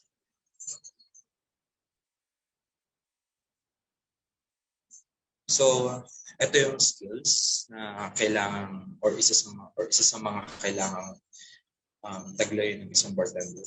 So the first one is outgoing personality. So hindi naman yung totaling sobrang bibo ka. The way kung paano ka maging bibo before. So like alam mo kung ano yung kailangan ng mga guests mo. Like pagpasok pa lang nila, alam mo na kung ano kailangan nila. Like, di ba meron nga tayong sa F&B industry na it's about meeting the customer satisfaction. But it must also be under expectation. So, ano pa lang nila, like paglapag pa lang ng food, alam mo na kung yung kulang sa tables nila. Like isipin mo kung ikaw yung guest o ikaw yung customer, ano ba yung kailangan pa nila. So, ilagay mo yung sarili mo sa kanila para mas maintindihan mo kung yung mas mag-feel nila. And yung personality kasi, it's tayo na yun. Hindi naman natin totally mabibuild ng basta-basta. Pero unti-unti yan through experiences na rin sa industry na ginagawa natin. Next one is yung good communication skills. So natutunan ko nung nag-work ako sa bar, especially sa Filipino concept. Hindi ko kailangan laging mag-adjust sa mga foreigner. Right? Dapat sila yung nag-a-adjust sa atin, sa mga Pilipino. Like, dapat sila yung nag-aaral ng mga lingwahe natin. Pero, syempre, bilang Pilipino, as hospitable ng people, kailangan marunong pa rin tayo makapag-communicate in a simple way. Like, tipong pagka nakakita ka nga na magbabalot sa gilid tapos kumausap sila ng foreigner, nagtanong yung foreigner kung saan makakita yung specific place. Yung sasabihin yung babalot na, like, pag nagtuturo ng direction, so basic lang pagtuturo. Like, if you go left, just straight it up, then turn right. That's it. So, mga simple na English lang naman. So, hindi natin kailangan na makipagsabayan sa kanila kasi natutunan ko din is kailangan na sila yung nag-a-adjust sa atin. Kasi this is our country. So, as long as sila dapat nakikibagay sa atin. So, next one is stock and techniques. So, sa bartending skills, meron tayong mga iba't ibang techniques while using different bar tools and equipments. So, meron tayong mga mixing skills like shaken, stir and strain. So, actually, sobrang hirap sa akin mag-speaker once na like sa webinar lang. Kasi may mga gusto kong ipakita na mga techniques mixing. So, mahirap ipakita. Pero yun, sana kusan yung pag-aralan na lang din. I-search nyo kung yung mga kailangan nyo malaman ako sa gusto nyo or passion na gusto nyo. Kasi ako tutunan ko ng student pa lang ako na hindi ko dapat iaasa din sa prof na nagtuturo sa akin. Like parang bata na nag-aantay ng knowledge na isusubo. So, dapat usa ka rin nagsasearch. Yung tipong ako before, para lang matuto ko mag-flare, halos araw-araw ako nasa school, kahit walang pasok, makapaglaro lang ng bote sa school. Kahit na mag-iba na yung kulay ng balat mo, kaka-flare, as long as gusto mong matuto dun sa passion mo. So, yun yung kailangan talaga na kailangan mo paghirapan. Yung tipong magkakapasa-pasa ng daliri mo, kakabato ng bote, ilang beses ka na nabasagan, ilang beses ka na nasugatan dahil sa mga bubog. Tipong na-immune ka na pag lumatapot ka ng bubog. So, kailangan talaga yan ng hard work pagdating sa passion ng gusto mo. Then, next set is yung stamina and strength. So, stamina and strength, hindi naman sa pagka gusto maging bartender or sobrang fit ka or physically fit ka. Pero mas advisable yung physically fit kasi sobrang gaan kumilos basta fit ka. Just kasi pagka nasa bar ka, it requires natatayo ka ng ilang oras, 8 hours, 9 hours, or pagka may event pa, tumatakbo ng siguro mga 12 hours yan, pagka event yan. So, kailangan matibay yung mga paahan mo or matibay yung katawan mo. And then, syempre sa pabago-bago ng temperature din, minsan makakapag-duty ka ng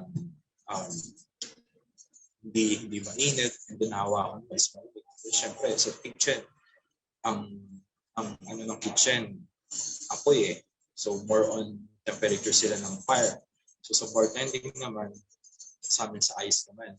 So, hindi mo sa ice, sinusukat namin. Mas na-dilute na yung ice, ilang ml yung gagawa niya, mas na-shape, gano'ng karami yung mapuproduce niya sa isang glass.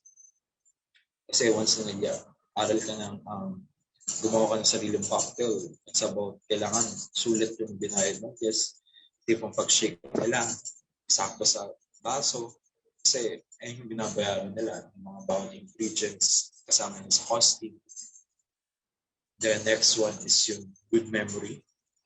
Pag sobrang busy ng bar, ang nangyari yan, kaliwat kanan, yung mga umu-order sa'yo, na tipong hindi mo na alam kung sino yung umorder sa'yo ng specific na drink like mojito, sino yung umorder sa'yo ng daiquiri, sino yung umorder sa'yo ng pinakulada. Kailangan tanda mo pa rin kung sino yung mga nag-abot sa'yo ng orders or sino yung humingi sa'yo ng specific na drinks. Kasi sa bartending, it requires good memory talaga.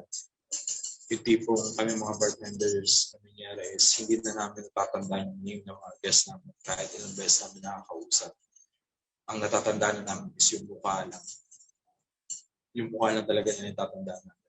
Then pagka pumunta sila sa bar, di namin sila na-address na minsan sir or ma'am. Ang pagkaka-address namin sa kanila, bro, or what. Like, feel mo yung connection mo with the guests. Kasi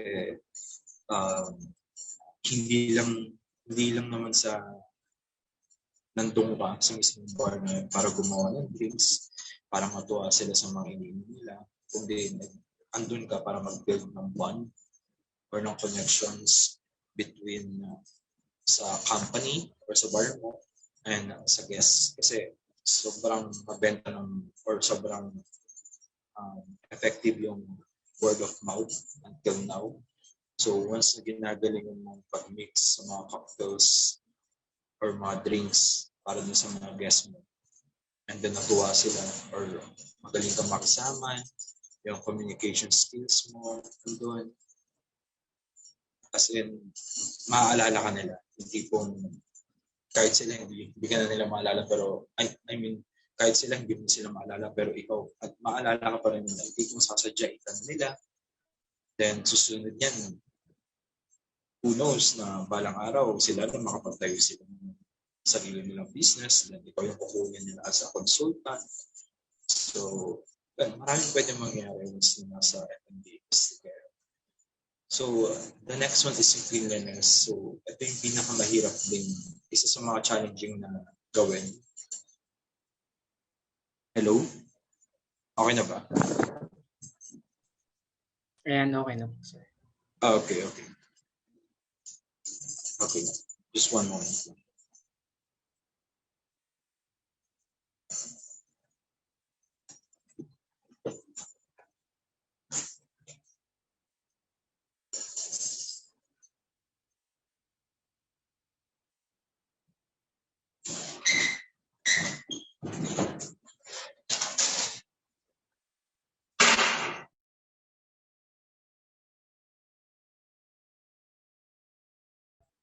Ayan, so while we are waiting for Mr. Loren, if you have questions for him, please feel free to comment it in the chat box and we will read it for you later.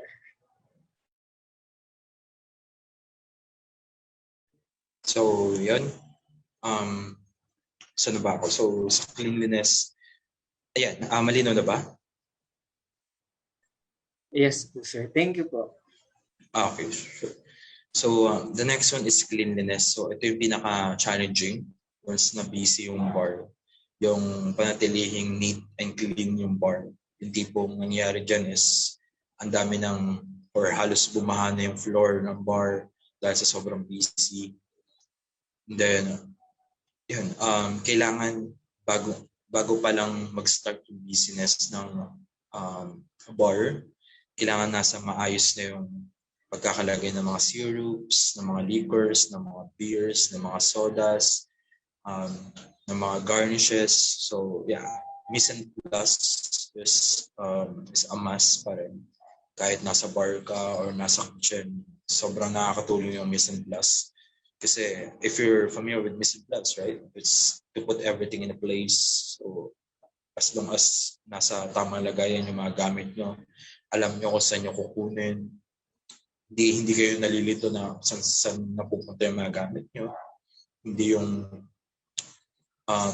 yung nagtatanungan kayo ng kasamahan mo kung saan nilagay itong ganitong gamit nyo, or like bar strainer or yung bottle opener. So yung mga tipong maliliit lang ng mga gamit na kadalasan nami-misplace, di ba? So kailangan pagka-closing pa lang or opening pa lang, alam na natin kung saan yung mga gamit para once na busy na, as in one step to two step at a time lang tayo once na busy na sa operation. Then, pag nag-bar tender ka, kailangan lagi kang gutom. Gutom sa learnings, gutom ka sa mistakes, gutom ka sa failures, gutom ka sa lessons, gutom ka sa experiences. Kasi ako, for me, hindi naman ako totally na-build lang ng basta-basta ng out of nowhere lang. Marami rin akong nag-experience na failures. Sobrang naging lessons ko rin na nagamit ko every day or every day na papasok ako, na tipong di ka na nasa-surprise sa mga nangyayaring failures pag nasa operations kasi na-experience mo naman na before. At least, alam mo na kung paano makaharapin yung mga simpleng conflicts. Kahit na conflict sa colleagues, conflict sa management, conflict sa customer.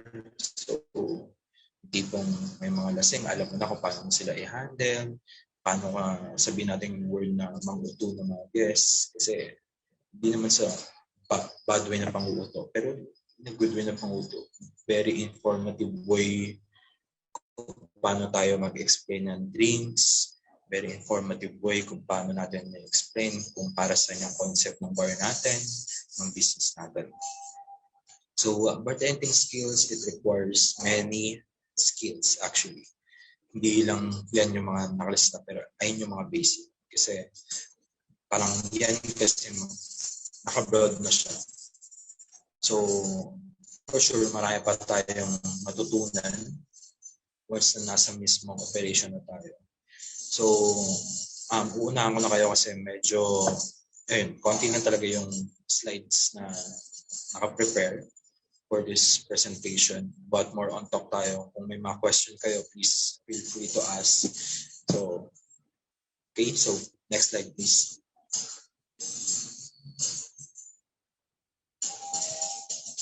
So yan, ito na, bar before pandemic. Sobrang saya, sobrang like, normal ang lahat. Normal lahat yung mga guests na pupunta sa'yo. Wala pa yung mga mask before. Nakikita mo na nagme-maintain or na-maintain yung happy and creepy yung bar. So yung operation, nakikita mo na sobrang smooth. every now and then, okay yung mga stocks nyo, okay yung mga ginagawa nyong cocktails. Clear na ba ngayon yung audio? Yes po sir, loud and clear na po. Okay, sorry. Sige, so yan. Tuloy nga nasabi ko, ganun yung bar before, if nagba-bar hopping kayo. So, ganun yung setup before, as in, like, normal na bar. Makita nyo party-party, mga open bar, fast-pacing bar, as in, nakakita nyo na maganda yung kitaan before. Tipong hindi ka na nag-worry sa mga katabi mo, kung ano yung dala nila, like, makakita ka na may mga humihilatan ng side kasi sobrang kalasingan. Happy yung bar, pinagtatrabawan mo. And then, yun na, dumating na si pandemic. So, next slide please. So, yun. Share ko lang, ganun yung nangyari ng pandemic. So, nasa Añejo pa ako nung that time na yun. So, bar manager ako ng Añejo, which is Agape Bar, Tequila and Mezcal Bar. So, halos kaka-open lang ng bar na yun for about 3 to 4 months. Kaso nag-pandemic, so napilitan na isara. Kasi syempre mahirap naman na everyday merong mga expenses and then yung revenues walang buwabalik. So walang mga sales na buwabalik. So wala nang pagkakakitaan kung saan ipambabayad yung mga expenses. So nag-decide na i-close. Then during that pandemic, nag-work ako sa isang BPO company dito sa San Juan as a claim specialist and accounts receivable specialist for about 7 months. So dito lang dito sa San Juan. And hindi din naman ako nahihirapang bumaya kasi walking distance lang naman. So ayun yung tinry ko mag-BPO company after masara ng bar. So kailangan ko din naman mag-survive o makasurvive din for the pandemic. So, yung nangyari naman sa mga iba't ibang bar ngayon, sobrang dami nagsara. As in, sobrang dami nagsara kasi puro lockdown, from GCQ, nagiging MCQ, ECQ, may pabago-bago yung community quarantine dito sa Manila. So, hindi stable yung pagkakakitaan. The good thing is dito naman sa Toda, Madre during pandemic, yung tipong yung owner na yung, kwento sa akin na owner yan eh, yung tipong yung owner na yung nagde-deliver sa mga guest nila, sila na yung mismong nagde-deliver, gamit na nila yung sarili nilang kotse para lang makasurvive yung business nila. As in, hindi sila nagsara during that pandemic. As in, open pa rin sila, yung food nila, lumakas yung food nila. Kasi nga maraming mga ayaw lumabas ng time na yun. So kahit sila na lang yung nag-ahatid. So, yun. During that pandemic, isa rin sa mga mas umangat noon is yung bar deliveries natin dito sa Pilipinas, yung mga deliveries platform. And then, like Food Pandas, Grabs. So, yung iba pick up. So, yun yung mga mas tumindi yung or mas sumikat during that pandemic kasi nga maraming takot lumabas, takot na umiwas sa virus ng time na yun para lang makasurvive talaga yung iba't ibang business sa ngayon. Then, yun, during pandemic, marami din mga naglabasan ng mga bagong product. For example is si baked sushi. So, itong baked sushi, kamakailan lang naman yan lumabas. That's during pandemic naman. So, maraming trends and different food and drinks with a twist na sumikat. So, yun yung mga isa sa mga nangyari during pandemic sa mga bars and different restaurants. Then, the next one is reassure your customer. Sa reassure your customer, yung mga bar kasi or mga restaurant, yung tipong nagpo-post na sila kung paano nila sinasanitize yung mga gamit nila, kung paano nila mini-maintain yung social distancing para kahit pa paano meron talagang pumapasok na customer kasi yung bawas-bawas na yung mga worried na customer kasi nakakita nila na nililinis ng maayos yung mga gamit nila, yung upuan, yung lamesa, sinasanitize. Kasi kailangan talaga sobrang ingat pagdating na sa mga gamit, yung mga utensils, or kailangan mga disposables na mga ginagamit.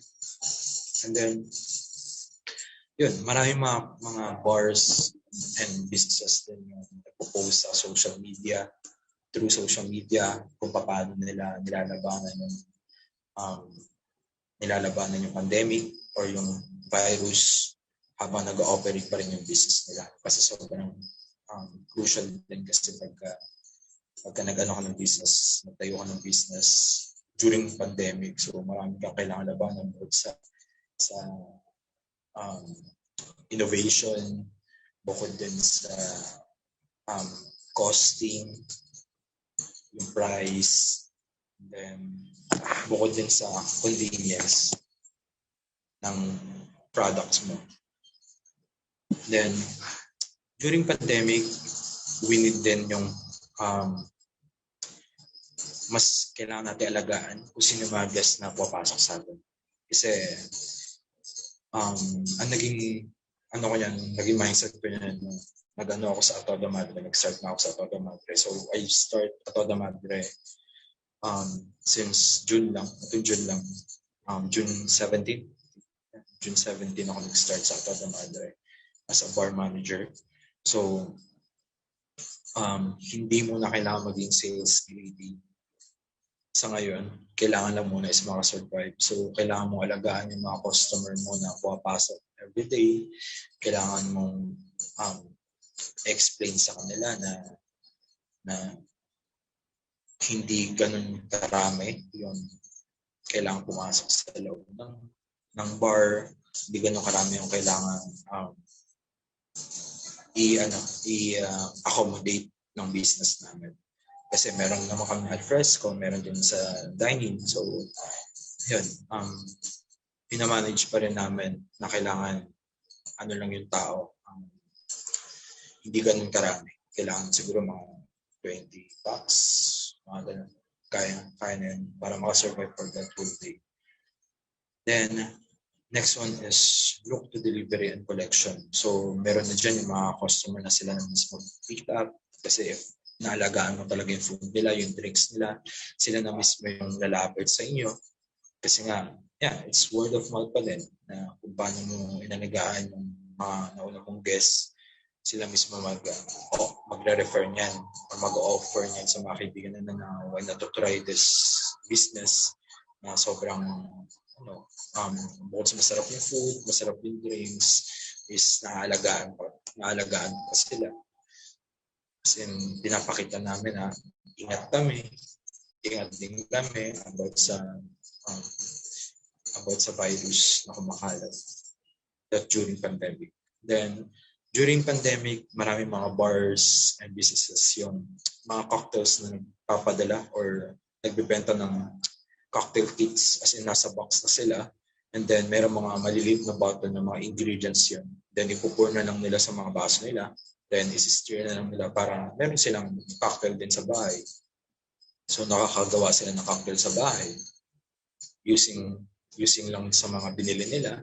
Like, halimbawa, may alam akong bar na nagbebenta ng cocktail kits like worth 3,500 cocktail kits. Kasi nandun na may shaker na, may maliit na shaker na, may baso na, may garnish na, and then may liquors na din. As in, imimix na lang nila sa bahay nila. So, yun. Ayun naman yung ginawa ng ibang mga bar para meron silang mapagkitaan din. Since yung mga alak naman is hindi naman nasisira. So, ayun yung ginagawa ng ibang mga bars din. So, next slide, please. So, yun. Bago tayo sa business strategies, after pandemic naman, actually, hindi pa naman tapos yung pandemic. So, basically, ang mga nangyari lang is marami lang napabakunahan. Pero as of now, nakikita ko unti-unting buwabangon yung mga businesses, yung mga bars na nagsara before. As in, marami na nagsara, marami din magbubukas ngayon. So, sa Makati, na may equipment sa Makati, marami ng mga nag-iikot. Once na hanggang third lang kasi 12 curfew kasi. So, after 12, kailangan close na. So, next one is business strategies. So, okay. So, sa pandemic, nung nagano ng pandemic, or nangyari yung pandemic, maraming mga business strategies yung mas naging, or sabihin natin na mayagpag during that time. So, cross-sell more products. So, hindi lang upselling. So, it's about cross-selling naman. Kasi upselling, mahirap mag-upselling about pagka nasa ano ka lang nasa bahay ka lang. So, kadalasan yan, like sa mga t-shirts, sa clothing brands, as in sa FB na pinapadaan, or sa different platforms na rin, doon nagdadaan if ayaw ng ganitong guest, or if ayaw ng ganitong customer, nagsasuggest pa sila, kino-cross-sell pa nila yung guest nila para makabenta sila na makabenta. Kasi more on marketing pa rin talaga. Kung paano nila yung market yung product nila, yung mga promotions, ay yung mga namamayagpag yan. Kasi marami talaga competition, mas tumindi ang competition pagdating sa business. Once na nagkakapare-pareho yung binibenta, kasama na doon yung yan, may mga kailangan yung product mo kakaiba din sa iba, or yan, innovative products, and yung goal mo is mag-grow ng sales. Na share ko lang, naalala ko lang yung prof ko before na sabi sa akin about sa sales din, like parang yung mindset ng Chinese. That's okay lang na nakakita nila na binabarat sila ng mga customer nila, as long as bawi yung puhunan nila, nakakita nila gumagalaw yung business nila. Alam mo yun, yung word na liquidation, alam mo yun, happy na sila doon once nakita nilang gumagalaw yung business nila. Kahit na yun nga, na binabarat sila ng mga customer nila. Okay, so next one is technological advantage and convenient product. So ayun yung mga product na kailangan madali lang makuha ng mga guest or mga customer natin. Next slide, please. So home bartending tips, madali lang to. Kung ano yung mga meron nating mga gamit sa bahay, like kung meron tayong measuring spoon, you can use it for as a jigger, and yung takip. Then takip ng liquors, pwede nating gamitin yan as a jigger. Siguro abot ng 10 to 15 ml. So yung tumbler, if wala tayong shaker, we can use tumbler. And spoon, usually we can use spoon na lang. Then, so ayun yung mga isa sa mga ginamit ko pagka nagtitinda sa bahay. So, next slide please. So, ito yung mga iiwan ko na lang sa inyo kasi since di naman ganun haba yung time na kailangan natin or para din sa presentation. So, best part of being a bartender, having the direct ability to brighten up someone's day. People come to any bars and are able to forget their stresses and let their hair down. Nothing makes me happier than to see someone's face light up when they taste something I've created for them. So marami akong nakita mga ganyan mga guests ko. Nagpapasuggest sila kung ano yung cocktail na gusto nila. So marami akong nakita ganyan. So as a bartender, we are not just making drinks or beverages. We also pour happiness and inspiration behind those liquids. So as a bartender, hindi lang yung paghahalo ng drinks yung ginagawa natin. Nakakita natin na natutuwa yung guest natin. Yung tipo nakakagawa ka ng cocktail from champurrado inspired, kinilaw, gagawa ka ng cocktail kinilaw, kare-kare, adobo. So yung mga food na akala mo pangkain na talaga or talagang mumuyain mo lang, pero pwede naman siyang gawing drinks. So yeah, next slide please. So bar tips, yun nga, maximize all the ingredients na meron tayo kasi cost yung tinitignan din natin, mas nagan tayo ng business. Then improve natin kung ano yung skills na meron tayo. For now, kung ano yung skills na meron tayo, improve natin muna yun bago tayo mag-come up din sa iba. Then always think in a great way, aside from in a positive way, in a great way, kasi walang tatalo pagka maganda yung mindset mo. And then lagi kang yun nga, gusto matuto, digil ka lagi sa mga mistakes na pwede mangyari kasi doon makakuha yung mga lessons. And self-study. So, it is better than waiting to someone or ibang tao kung sino magbibigay sa'yo ng knowledge. Ako na sa sarili mo pa lang mag-start na yun. Then always think outside of the box or think outside of your comfort zone. So lumabas kayo ng comfort zone nyo para marami kayong explore pa kung gusto niyo mag-grow pa. Since all the ingredients has its own character and value of taste. So, yeah. Next slide, please. Next slide. So this is my best advice. Anyone who wants to become bartender would be constantly make note of important people and create relationship with them, who you know and how you treat them opens up the world for opportunities that average would never have access to. So ito yung dumarating na marami akong nakikilala ng mga artists din and mga may-ari din ng mga companies dito sa Manila. So it's about connections din. So grab nyo lagi yung Pero aside from doon, mag-build muna kayo ng relationship sa sarili nyo, sa colleagues nyo, and sa kung saan kayo nagtatrabaho. Kasi once na komportable na kayo doon sa kung saan kayo nagtatrabaho, kayang-kaya nyo dalhin yung buong bar niya kahit kayo na lang isa. So kahit maging one bar pa yan, kaya-kaya. Next slide. And also be self-started. So tulad na sabi ko, kailangan sa atin magsimula. Di natin kailangan ng ibang tao. Kailangan kung gusto nyo ng ganitong bagay, start nyo muna sa sarili nyo. Kasi maraming kayo pwede matutunan with regards to spirits, ingredients na meron ng Pilipinas. So lagi nating isipin na merong iba't ibang ingredients ng Pilipinas na kayang-kaya nating gawan ng paraan once na gusto natin ng drinks or food. So it's about patabaan na ng utak dito or palawak na ng isip. So last, people love stories. Lagi kayo magkukwento. So lagi niyong isipin na merong mga handang makinig para sa inyo. So, next slide. So, for the promotions, please support my bartender, RJ De Alba. So, makakita niyo sa Facebook. Support our FB page and IG, Toda Madre. So, I have bartender na sumali ng Patron Perfectionist this year. So, they have top 30 out of 1,000 entry. Please vote for him. And please guys, pakisend na lang yung link and yung QR code to vote my bartender. Yun lang. Thank you.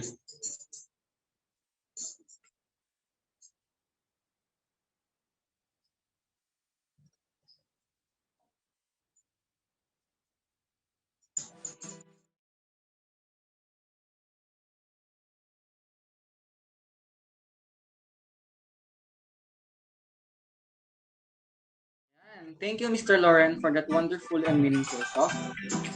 So, grabe, this topic, somehow throwback siya during our bartending days. Diba, Yes. Ate Mary? Naalala ko pa na nahulugan ako ng bote sa paa. Guys, bartending is not really easy, pero enjoying siya once na, alam mo yun, natutunan mo yung mga, lalo na yung mga tricks sa flaring. Oo. And agree ako dun sa sinabi ni Sir Loren kanina na dapat, if gusto mo mag-bartending, dapat uhaw ka sa mistakes, sa knowledge, and experiences. Kasi nga, sa bartending, uso talaga dun yung pagkakamali sa yung mga criticism. So, dapat i-accept mo yun lagi constructively. Ayun. So, guys, if you have questions for Mr. Loren, please feel free to ask in the chat box and we'll read it.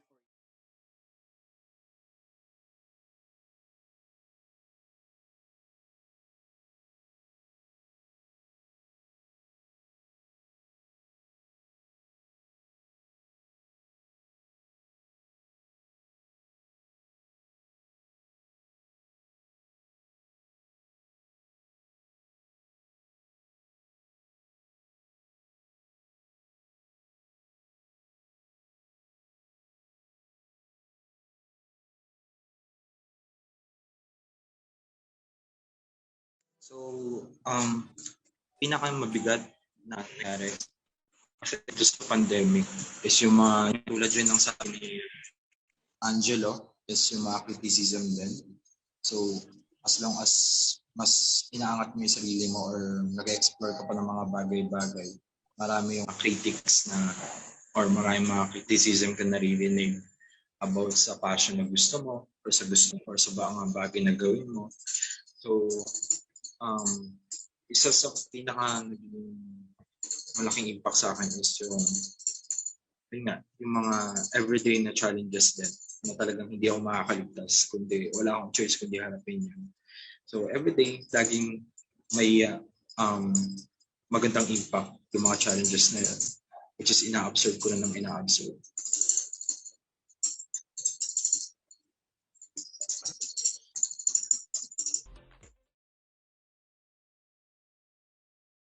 Ayan, we have another question from Daisibel Caceres from University of Northern Philippines. Sir, may height requirement po ba for being a barista? Being a barista is different from bartender. So a barista, it's more on coffee and bartender, it's about liquors. It's okay lang kasi parehas na din. So wala namang height requirement as long as you know how to mix and balance taste.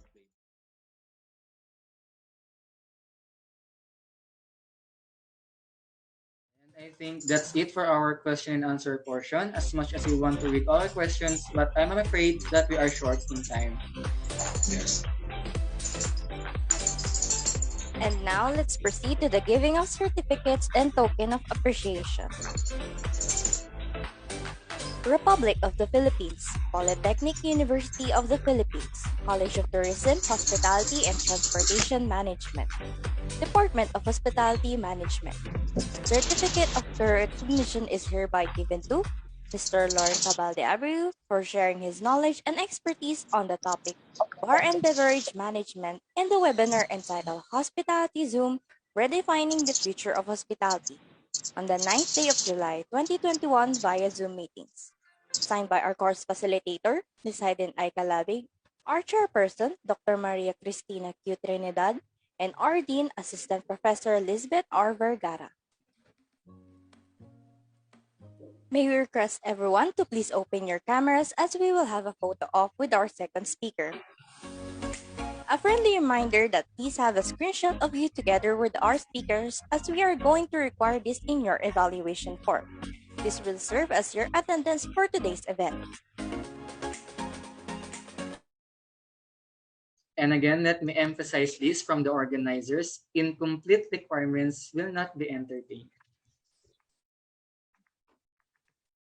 Hi po, let's take picture ulit. First, window 1, 2, 3, smile. Okay. Next window po. Wait lang. 1, 2, 3, smile. Okay, next window. 1, 2, 3. Next window. 1, 2, 3. Okay, next window po. Fifth window. Okay, sixth window.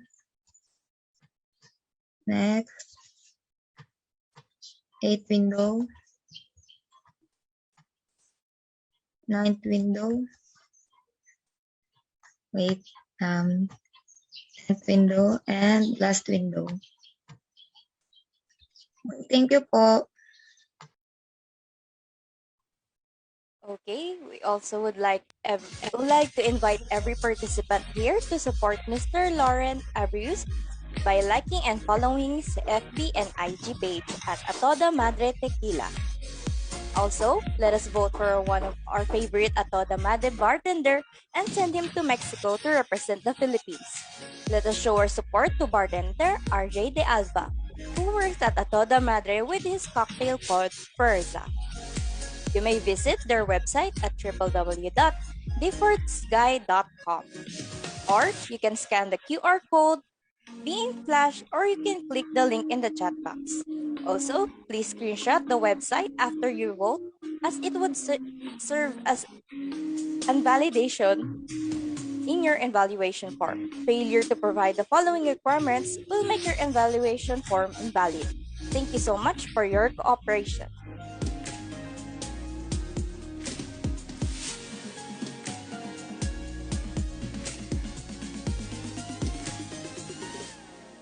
Ayan, once again, thank you, Mr. Abreu. We are now down to our last set of talks. But before we proceed, we are going to have our last icebreaker first. Are you guys excited? Now let me explain the mechanics.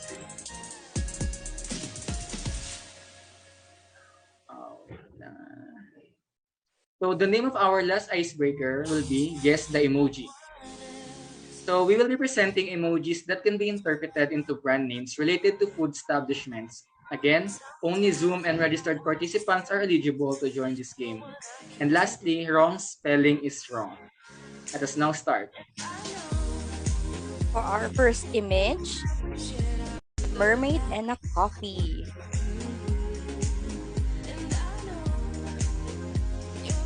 Wow. The comment section is being flooded.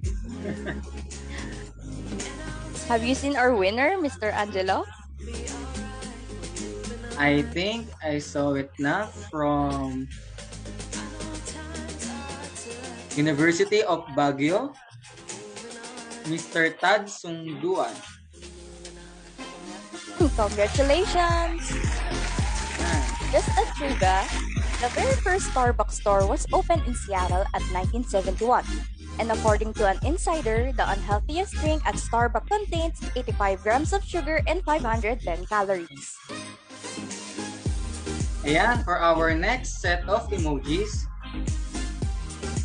I think this food business is very famous in the Philippines. Donuts and running.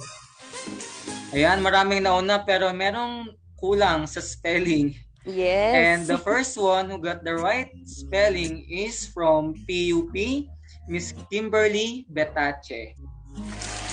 Congratulations! Ayan. So, a fun fact about Dunkin' Donut, don't you know that the Munchkins of Dunkin' Donuts was named after the characters in The Wizard of Oz? Alam niyo yun? Wizard of Oz, sila Dorothy. When Dunkin' Donuts started selling Donut Hole in 1972, they named their Munchkins after the Wizard of Oz Munchkins characters and they marketed it to the kids. While the donuts are for the adults, yung donuts na walang butas. So you can search into Google how these Munchkins characters of Wizard of Oz looks like. Ang kukit nila, grabe. So once again, congratulations to all the winners and please wait for our organizers to message you for your prizes. And finally, we're almost reaching the end of our event. But before that, let us introduce our third and fourth speaker. This last set of talks will tackle culinary nutrition, which focuses on sustainable dining. Moreover, this would also tackle the importance of employees' involvement and commitment to multiple sustainable practices within its food service operations. It is my honor to introduce to you our third speaker. She was a graduate of Bachelor of Science in Nutrition and Dietetics at Benguet State University, currently taking her Master of Public Administration, Health Management at Tarlac State University. Without further ado, please welcome Ms. Sunshine Tangoyab.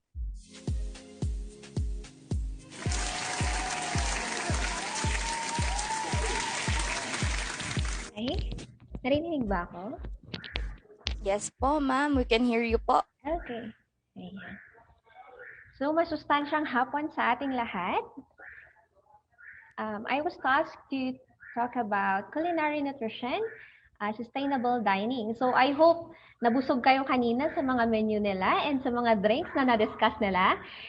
At, yan, ang i-discuss natin ngayon is more on principles. So, I have subtopics. So, we have our learning objectives. Pwedeng paki-next. Thank you. So, the first learning objective is to know the principles of a healthy diet. Our second learning objective is to grasp the factors of menu planning. And lastly, we have learning objective to incorporate sustainable dining in food service. So let's start. Next slide, please. So we're starting with healthy diet. So what is a healthy diet? Ang sabi dyan, it is a diet that is able to satisfy one's energy and nutrient needs for proper body functions, growth and development, daily activities, and maintenance of health, keeping well within one's caloric need. So dapat ang kinakain natin is nakaka-satisfy sa ating energy at nakakasuporta sa nutrisyon na kailangan natin para mag-function ang ating katawan. tinitignan natin dyan yung quality and quantity ng mga pagkain na kinakain natin. So according to World Health Organization, ang healthy diet is nag-emphasize siya sa vegetables, fruits, whole grains, root crops, fat-free or low-fat milk, lean meats, poultry, fish, egg, beans and nuts.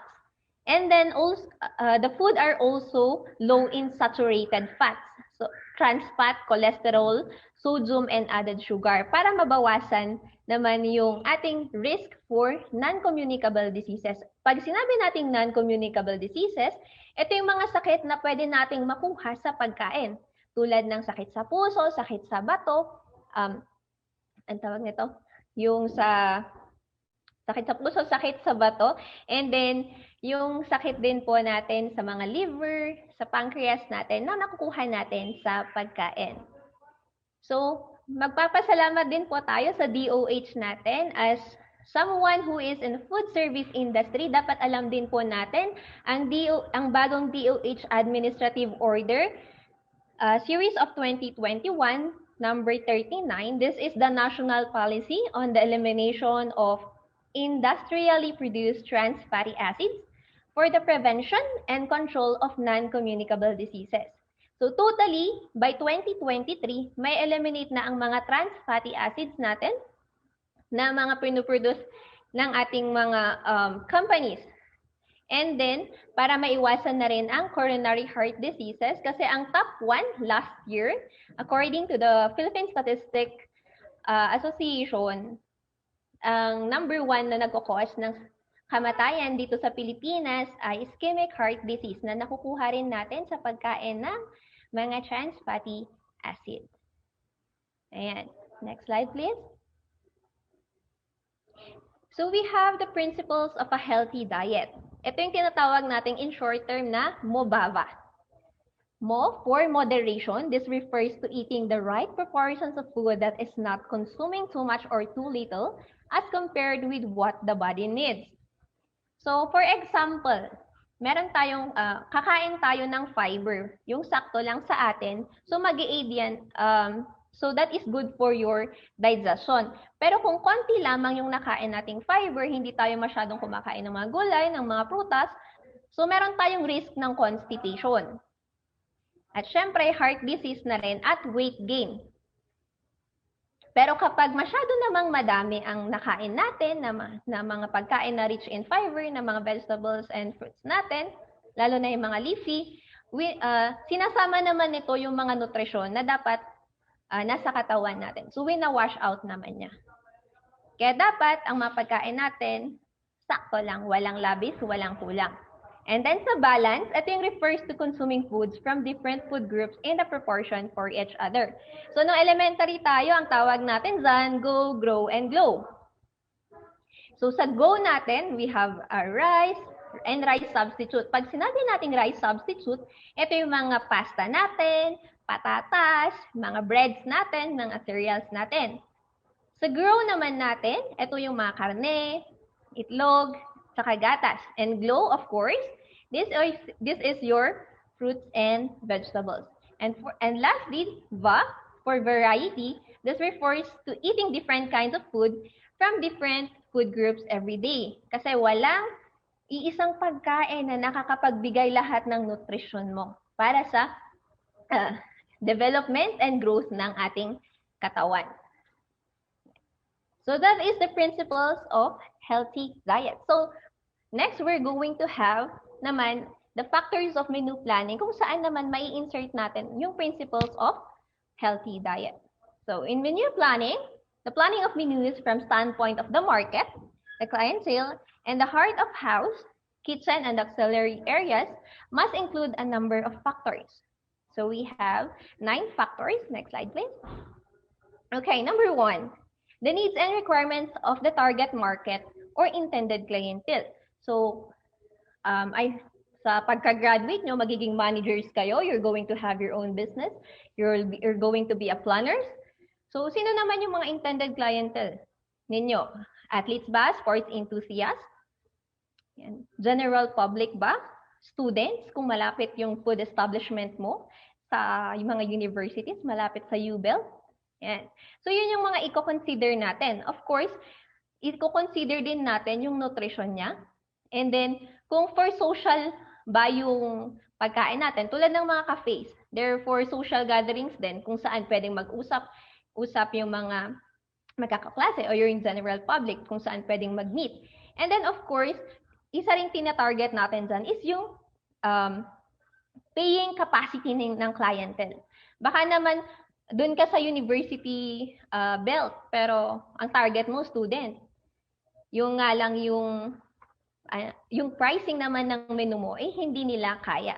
So, yun yung tinitignan natin na number 1. So, number 2, what about your manpower? So, ang tinitignan natin dyan kung mag-e-employ ka man, or syempre, tinitignan natin yung skills and abilities. And of course, yung number ng personnel na available. Depende sa kaya ng institution na kung saan ka, o depende kung sa kaya ng, syempre, ng budget mo, kung sa'yo yung food service establishment na yon. So, ito yung tinitignan naman natin na hindi dapat na overload yung isang personnel mo, yung isa sa manpower mo, na kung saan yung isa sa kanya na lahat, yung 2 or 3, yung maraming iba, walang ginagawa. So, that is a waste of time and energy. Of course, resources din na pera, kasi binabayaran mo sila. Ang menu dapat hindi niya ina-overload ang employee. So, kapag kumuha ka ng manpower mo, siguraduhin mo na nakasakto rin siya sa mga menu mo. Next po. Ayan. And then, time constraints. Ito yung tinitignan naman natin, yung length of time na kayang iluto. And then, yung kung paano nyo i-deliver. And then, yung time of service ninyo sa kanila. Maghihintay ba, yung client nyo ng 30 minutes? 1 hour? Kaya na ba nilang antayin yun? So, doon din naman tayo tinitignan, yung mga menu natin is dapat nakasakto siya sa allotted time and under existing conditions. So, yung mga conditions, makikita rin natin mamaya. Next, number 4. Okay, so, ayan. So, isang condition din natin is our materials available. Actually, dyan is yung mga produce natin. Availability and seasonability of raw materials must be considered. Kasi ito yung nagkakaroon din ng impact sa ating menu, sa kanilang costing, and of course, sa quality. Next, number 5. Limitations naman ng ating physical facilities. Yung physical facilities mo ba ay kaya ng buffet? Kaya bang mag-cater? O baka naman for dine-in lang siya? Kaya bang mag-take out? Dine out or yung mga service deliveries natin, kaya ba niya? So, yung mga yun ang i-consider natin. Kasi ang tinitignan natin dyan is the production of the right quality and quantity of your items. Next slide. Next, please. Number 6. And your machine, your equipment, and utensils available. Ano yung mga kinuha mong gamit? Ano para dun sa business establishment mo? So, baka naman yung gusto mo ng baker na nakaka-produce ng hundreds of rolls or buns, pero ang kinuha mong materials mo or equipment mo ay konting oven lang. Kakayanin ba? So, hindi niya kakayanin. So, yun yung kino-consider din natin for your machine, equipment, and utensils. Kung hindi kaya ng pangmaramihan, of course, your menu also will be to start on minimal portions. Ganun siya. Number 7, we have budgetary requirements. Yung sa budgetary requirements natin, ito yung menu cost must be within the prescribed budget. So, ang ginagawa natin dito, nag-pre-costing tayo. O ito yung estimation ng ating mga raw materials before ka mag-place ng mga events mo o kaya ng mga menu mo. Ang kailangan natin dyan, so halimbawa dun sa institution na pinanggalingan ko before in Tarlac, yan, kukuha kami ng mga price list, ng mga costing, ng mga materials, syempre sa mga suppliers na nakipartneran namin. Syempre, local suppliers din yung mga yan. And syempre, pag nakipartner ka kasi, depende rin yan kung mayroon tayong discount or meron tayong mga bulk na discounts, and then kung meron tayong seasonal na discounts din sa kanila. And then number 8, we have your type of service. So is it buffet, waiter service, or self-service? So ito yung tinitignan natin kung paano yung menu mo ay mailuluto. Pang single serving ba siya, pang bultuhan? O baka naman meron pang last touch pa siya for the waiter service, lalong-lalo na kapag ikaw ay nasa fine dining. And lastly, we have number 9, aesthetic appeal, characteristics, and combination. So dito nyo rin i-input yung mga MOBABA principles natin. Kasi ang tinitignan din natin dyan is the nutrition. Hindi lang po tayo sa aesthetic appeal. So kadalasan sa aming mga nutritionist-dietitian, yun yung pinapansin nila. Kasi pag sinasabi ng nutritionist-dietitian, pang-hospital daw. But no. Pang-hospital daw yung food, which is main bland at walang presentation. But of course, we're changing that. Kasi natututo naman tayo,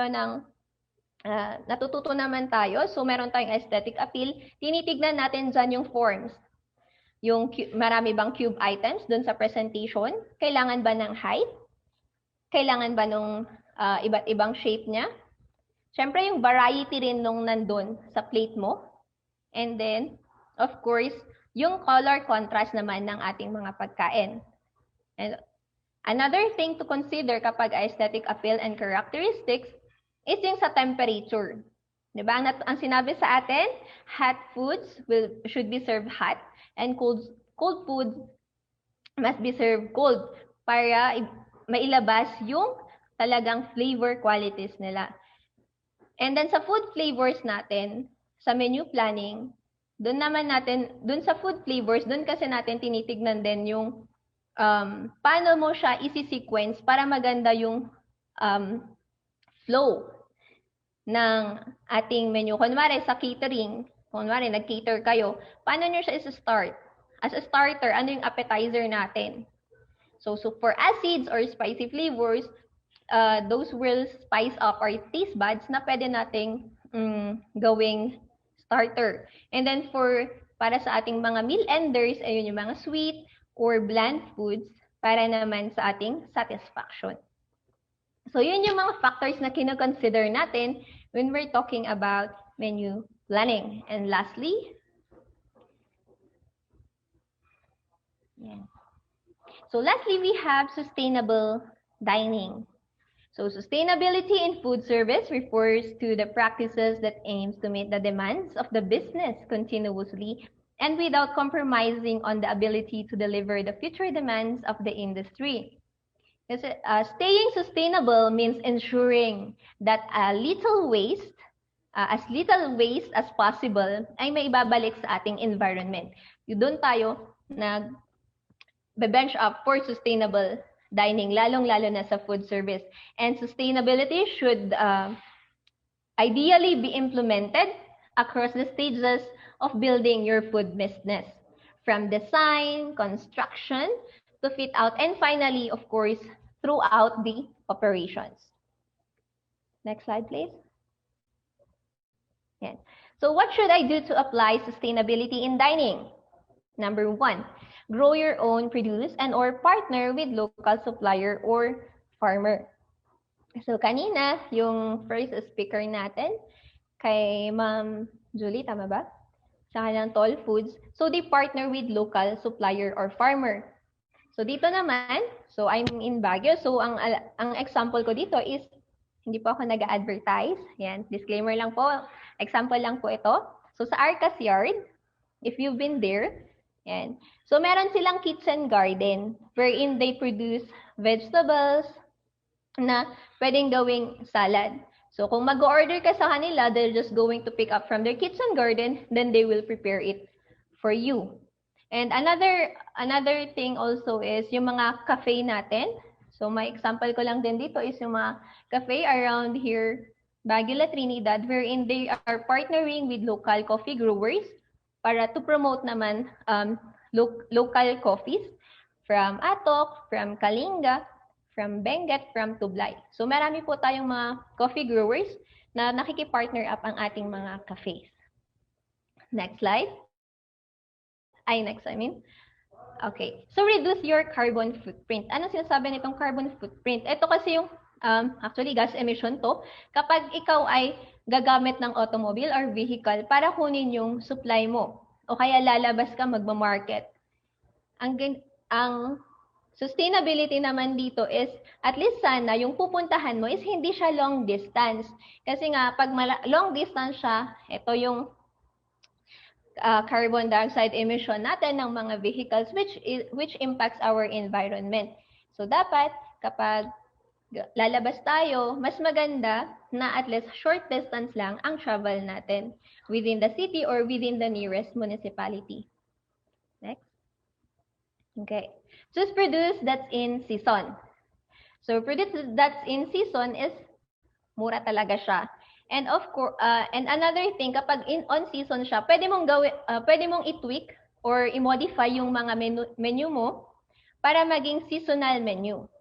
Pwede mong i-rotate yung mga dishes depending on the season kung ano yung mga prutas na available. Lalo na kapag ang ginagamit mo is kunwari mga avocado, ganyan, strawberries, yung mga yun. Paano mo iti-tweak?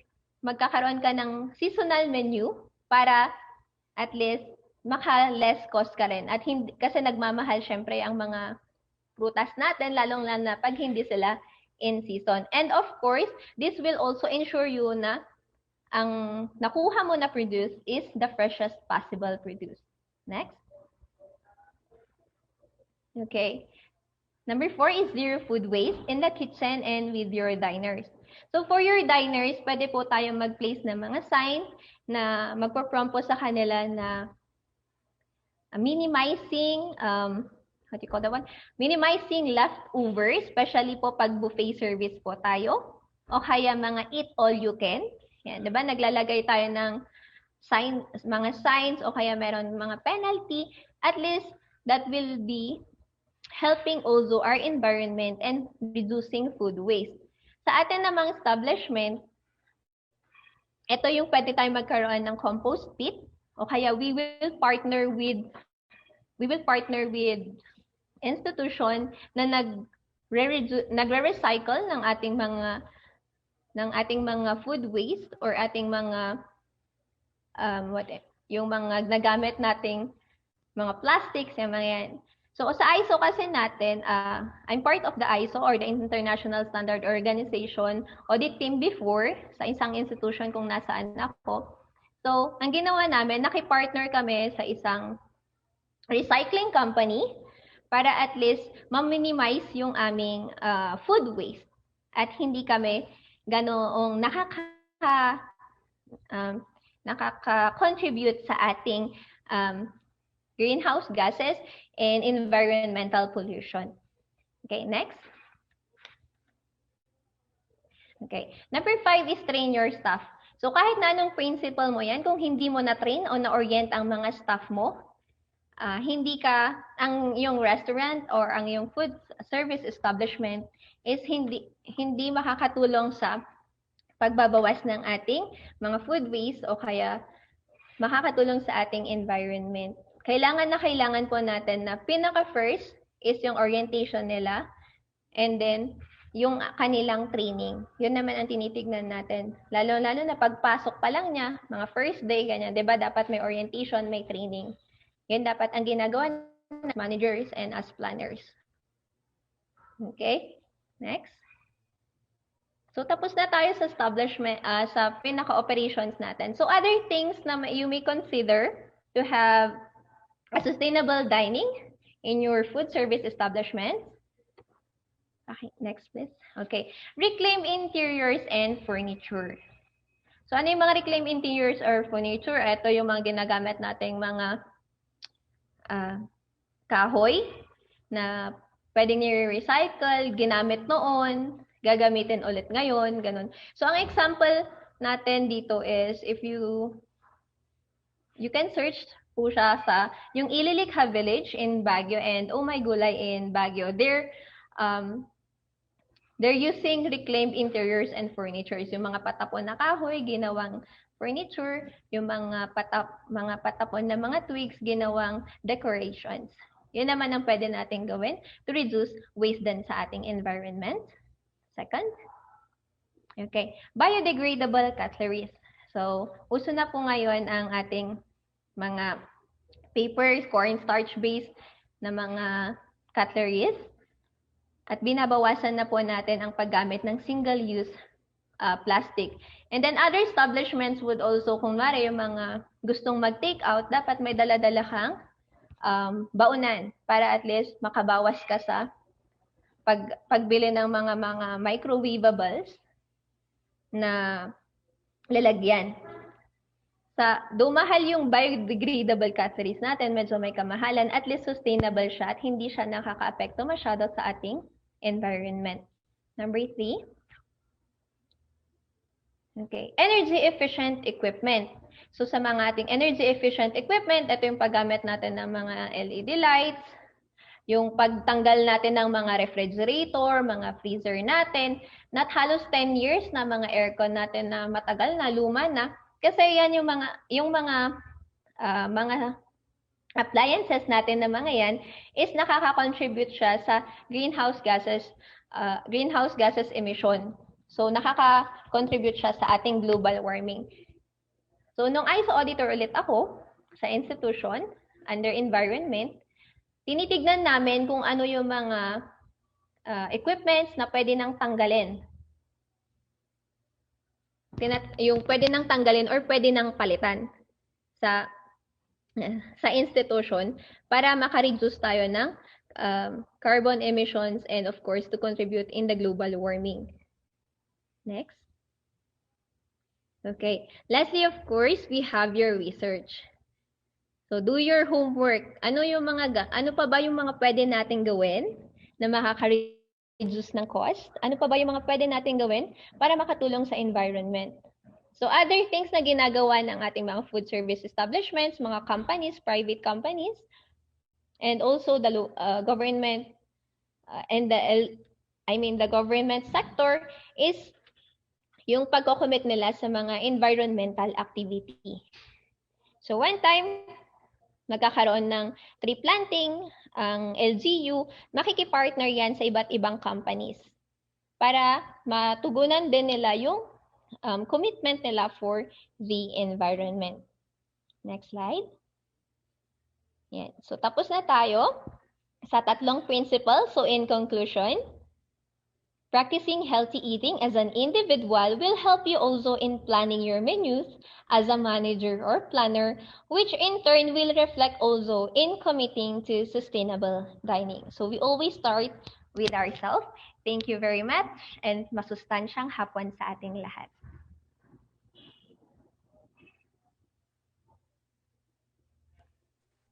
Thank you so much, Ms. Sunshine, for that information-filled talk. But before we proceed to our Q&A portion, let us have our last guest speaker. Angelo? Yes, Mary, our fourth speaker is the founder of the Philippine Culinary Heritage Movement, and he is the country head of the Slow Food Youth Network Philippines. He is also the owner of YesPlate, a premier healthy food delivery service in Metro Manila. He is also a college professor at St. Scholastica's College, Manila, teaching culinary arts, hospitality, and tourism. In 2017, he was the first Filipino chef to present Filipino cuisine at University of Gastronomic Sciences campus in Colenso, Italy. And in June 2019, he was awarded as one of the 50 most influential youth in the Philippines by the Philippine Tatler through its annual Gen T Awards. Let us all welcome for Mr. Melchor. Let's give him a virtual round of applause.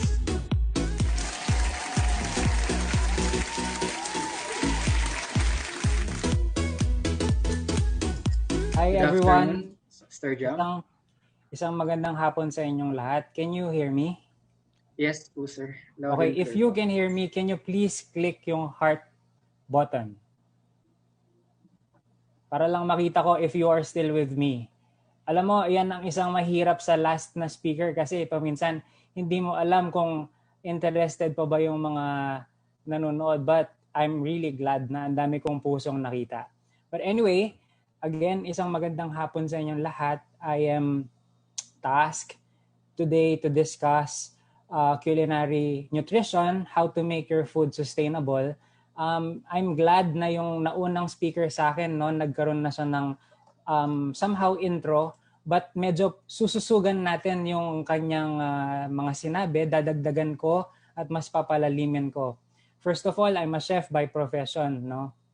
And I run two organizations gearing towards food sustainability. So napaka importante sa akin itong mga isa-share ko sa inyo ngayong araw kasi I live by these principles, and talagang kahit nakapikit, alam nyo, talagang isinasabuhay namin ito kasi nga we breathe this advocacy, and I'm hoping that 1, 2, or 3 souls ngayong hapon ay ma-convert namin into a slow food advocate. Mamaya sasabihin ko rin kung ano yung slow food na yun. Next, so kailangan natin maintindihan what is sustainability kasi lagi nating naririnig ito eh. Kalimitan ginagamit itong word na to as a buzzword. Sinasabi nila na ang sustainability pwedeng sustainable lifestyle, sustainable fashion. Ano ba tong sustainable na ito? Pag sinabing food sustainability, 3 bagay lang yan. Good, clean, and fair. Dapat ang pagkain ay nakabubuti para sa sarili mo at nakabubuti para sa environment. Clean, malinis, hindi siya dapat processed because you have to understand that anything processed is unhealthy. Dumaan ito sa process. Tapos baka meron pa siyang mga GMO or yung mga genetically modified that can cause cancers or other sickness, no? And of course, fair because when we talk about food, kailangan we acknowledge yung producers, which is yung farmers. Talagang importante that we thank them. Sabi nga nila, thank the hands that feeds you. Diba? So, paano ba natin malalaman kung ang pagkain natin ay sustainable? Oh, the recording has stopped daw. Oh, ano ba talaga? But anyway, going back, so food sustainability, no? Whether kayo kasi, mga students kayo, hospitality students, so ang future nyo na magiging trabaho would be in a hotel, in a barko, in a restaurant. So lahat kayo dapat maging conscious din kung sustainable ba yung pagkain. At pang personal din ngayon kasi we are in the middle of this pandemic. So dapat yung mga kinakain natin aware tayo. Number 1, are your ingredients sourced from a organic supplier or nabibili lang ba yan dyan sa SM o sa tabi-tabi? Next, is your menu adaptable to seasonal changes? No? Mahilig ka bang mag-patronize ng mga pagkain na nakauso? Yung mga mukbang o kaya yung mga pagkain na nakapanahon katulad ngayon, panahon ng mangga. Do you eat mangoes a lot? Ganyan.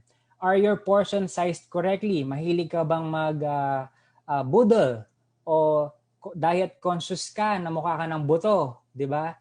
Next is, are you conscious with food waste? Aksayado ka ba sa pagkain? Marami kang kinukuha pero hindi mo inuubos. Or do you grow any of your food? Plantito ka ba? O mahilig ka lang sa mga magagandang plants pero hindi ka marunong magtanim ng mga herbs, ganyan. Today, malalaman natin, tatalakayin natin kung nakakatulong ba yung pagiging plantito kasi malulunok mo ba yung cactus, yung something like that. So number 1 tip is to localize your supply chain. Ngayon, ang mga chefs, tapos na yung mga trend na nagfo-focus lang sila sa pagkain, yung how to perfect your food, your cooking. Ngayon, dapat ang mga chefs, ang mga culinarians, ang mga nasa hospitality industry ay aware na sila dun sa malaking food system natin, no? From producers down to consumers. So, ang sustainability, sinasabi nila na dapat kukuha ka lang ng supply ng pagkain mo or dun sa restaurant mo, dun sa pinakamalapit na farm. Because nakikita dito yung carbon footprint kapag masyadong malayo, along the way, yung mga pagkain, yung mga ingredients, nawawalan na ng resources. So, it is important to localize, nawawalan na ng nutrition or mga sustansya. It is important to localize your supplier, yung pinagmulan ng pagkain. Next is updating your menu seasonally. Ngayon, ang mga restaurants, hindi na sila gumagawa ng menu na permanently. no? They update it from time to time. May mga restaurants na binabase nila ang sinaserve nila base dun sa mga nakapanahon na produce. For example, yung nakikita nyo sa picture na yan, it's called duman, no? It is the most expensive rice in the Philippines. Matatagpuan yan sa Pampanga. It can cost at around 3,000 pesos per kilo. No? Tapos you can only harvest it once a year, every December. At meron pa tong special na festival. Hindi mo lang siya basta-basta makukuha because they really observe tradition and all and so on and so forth. So, having said that, when you support seasonal ingredients like duman, you support an entire community kasi yan ang kinabubuhay nila at you support their tradition. Hindi mamamatay, no, yung tradition nila.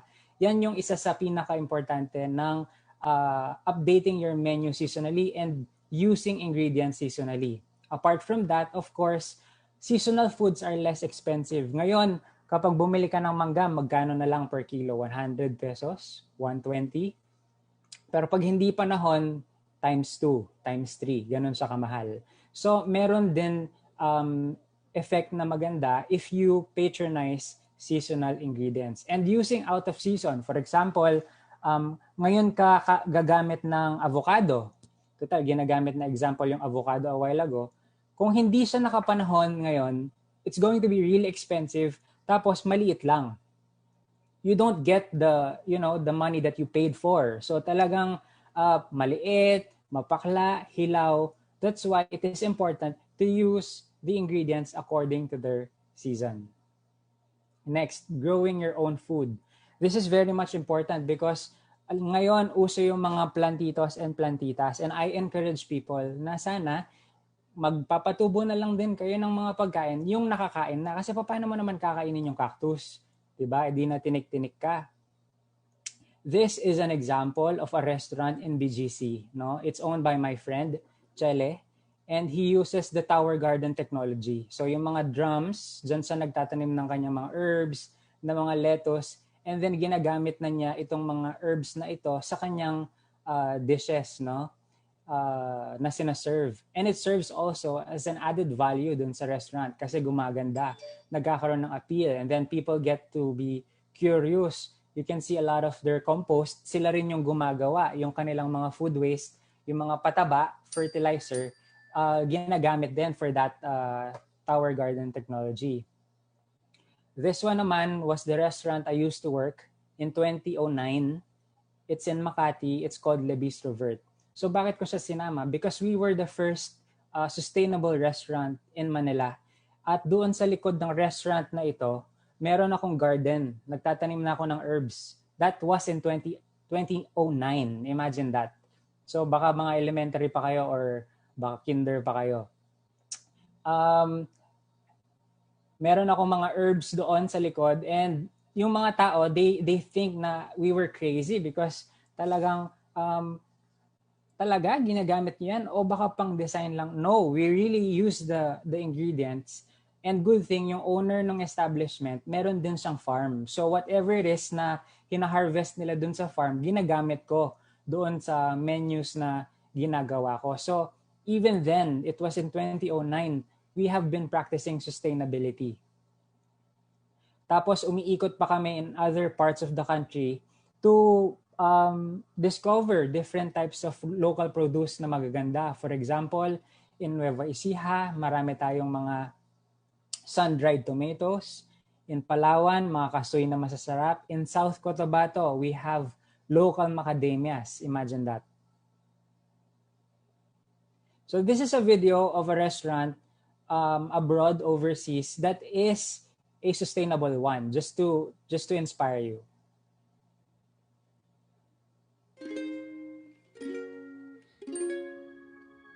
My wife Wendy and I operate 5 restaurants in the city of St. Louis: 1111 Mississippi, Vindicette, PW Pizza, 21st Street Brewers Bar, and the soon-to-open Charleville Tavern and Brewery.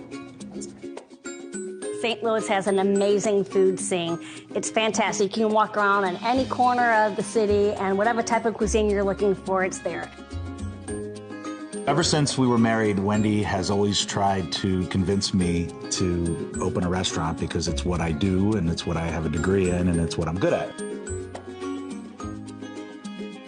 I spent my entire childhood trying to figure out a way to get off the farm. And after I grew up and started our career and obviously own the restaurants and run the restaurants, I find myself now gravitating back to what I grew up wishing I wasn't doing.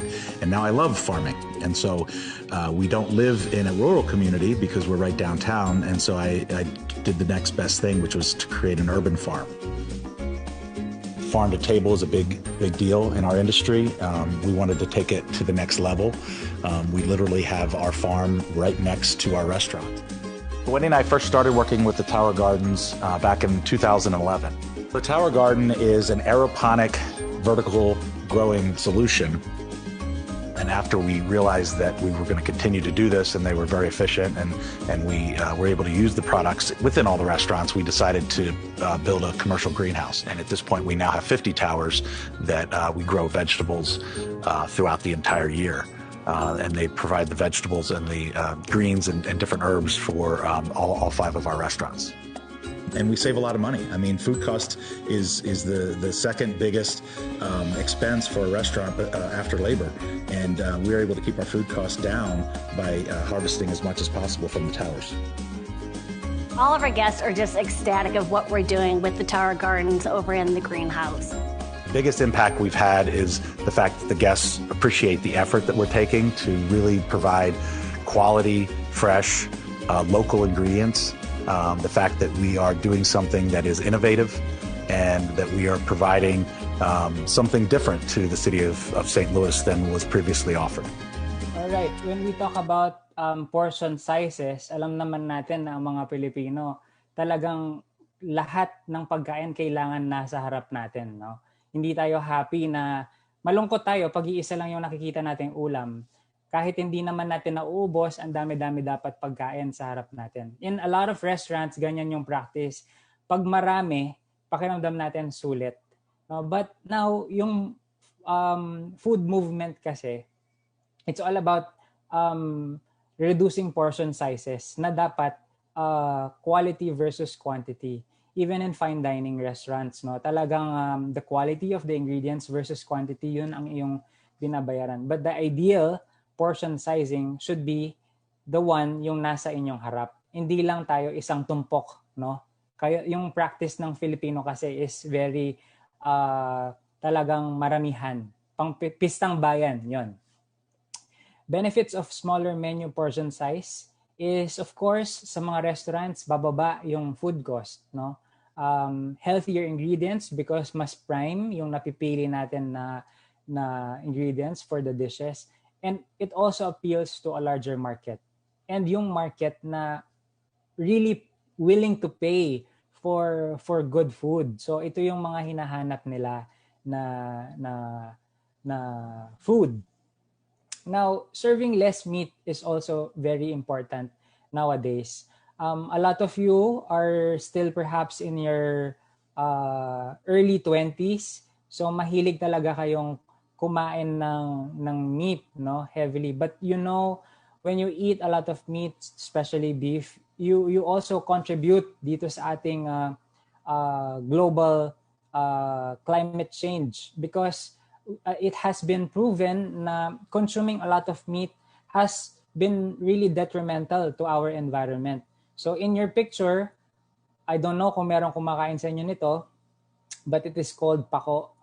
And kami sa Pampanga, we usually eat it as a salad, no? In other places in the Philippines, they eat it with gata.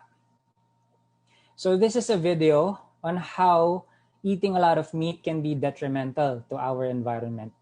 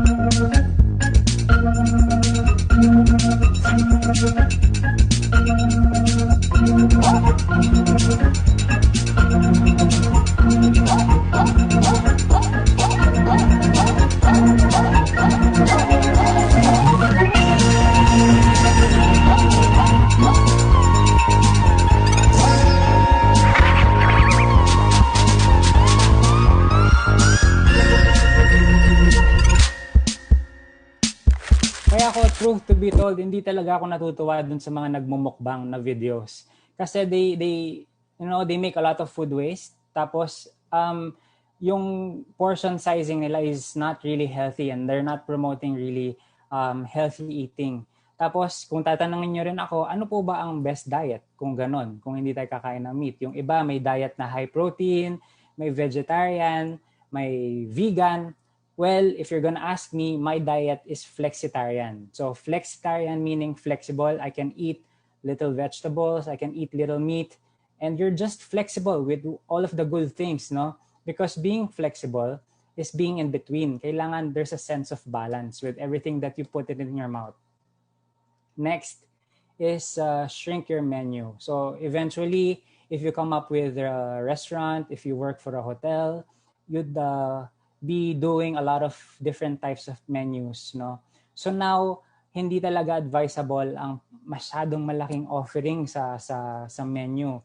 I have this friend recently na nagbukas ng kanyang restaurant. At tinanong niya ako, sabi niya ganyan, "Oh, anong masasabi mo sa menu na ginawa ko sa restaurant ko?" Ang dami. Sabi ko ganyan sa kanya. Ha? Sabi niya ganyan. Ano pong gagawin ng mga staff ko? It's not really that eh. Kahit na ang dami mong pagkain sa menu mo, mataas din yung food cost mo. So marami kang masisira na pagkain. Anong assurance na maraming mag-order niyan, di ba? So the best you can do is to start with a small menu and then you grow it. Kung meron ka namang malaking menu na, yung mga hindi nagmo-move, yung mga hindi gumagalaw, remove them from your menu. At kung personal mo lang naman, shrink your menu. Kung sanay ka na marami kang kinakain, maybe it's the best time to cut it down para naman mabawasan din yung chances mo of getting sick in the future. For the restaurants and hotels, what's your benefits when you have a small menu? Number one, it defines the concept of your restaurant. Mas naiintindihan ng mga tao yung konsepto ng iyong brand, no? Pag sinabing Filipino, hindi ka na mag-offer pa ng fusion. Just straightforward Filipino food. And it improves the efficiency of the people dun sa restaurants. Talagang hindi sila overworked. And then hindi sila talagang stressed out because when your staff are stressed out, the chefs are stressed out, the people sa restaurants are stressed out, hindi sila nakakapagbigay ng optimum quality of service na pwede nilang maibigay sa clients. And then it simplifies training, yung pag-serve ng pagkain, production. And of course now, with the advent of online platforms, mas maganda, simple ang menu, mas madaling may recall dun sa brand, no? Mas madali nilang matandaan, say in a Grab food menu or in a food panda. And then it reduces your food waste kasi importante yan na wala talagang nasasayang sa mga pagkain natin. And it boosts your bottom or rather your sales. Ito ang isa sa kinakampaign ko, reducing food wastes. And I'm known for this. When you type my name sa Google, ang lalabas, fight against food waste. Yan ang aking tinuturo lagi in a lot of people sa media because I work with the government also in the Department of Agriculture with a lot of their projects. And ito yung ina-avoid natin, no? Mga pagtatapon ng gulay. Because in a hungry country, sa Pilipinas, ang dami-daming gutom, wala tayong karapatan na mag-aksaya ng pagkain. Restaurant ka man, hotel ka man, or kahit dyan sa mga bahay-bahay nyo, wala kayong karapatan mag-aksaya ng pagkain. Ako, I own a catering business, no? Pag may mga sobra kaming pagkain sa production namin, I always send it to a prison or to a home for aged, sa mga bahay bata. Kasi mas papakinabangan nila yung pagkain kaysa sa hahayaan ko na lang na masira. So you always think in advance. Reduce food waste and calculate the exact measurement yung kailangan mo lang i-produce because that's very important. How to reduce your food waste? This is for establishments, for hotels, and even in your personal houses. Forecast accurately. Bilhin nyo lang yung kailangan nyo at yung palagay nyo mauubos ninyo. Huwag bumili ng sobra-sobra. Store food properly. First in, first out. Kasi important na yung mga nauna, yun ang munang makakonsume. At yung mga bago, yun ang nasa huli. Label food correctly. Always include the date. Ako, I'm so obsessed with labeling things. Lahat ng gamit ko may label.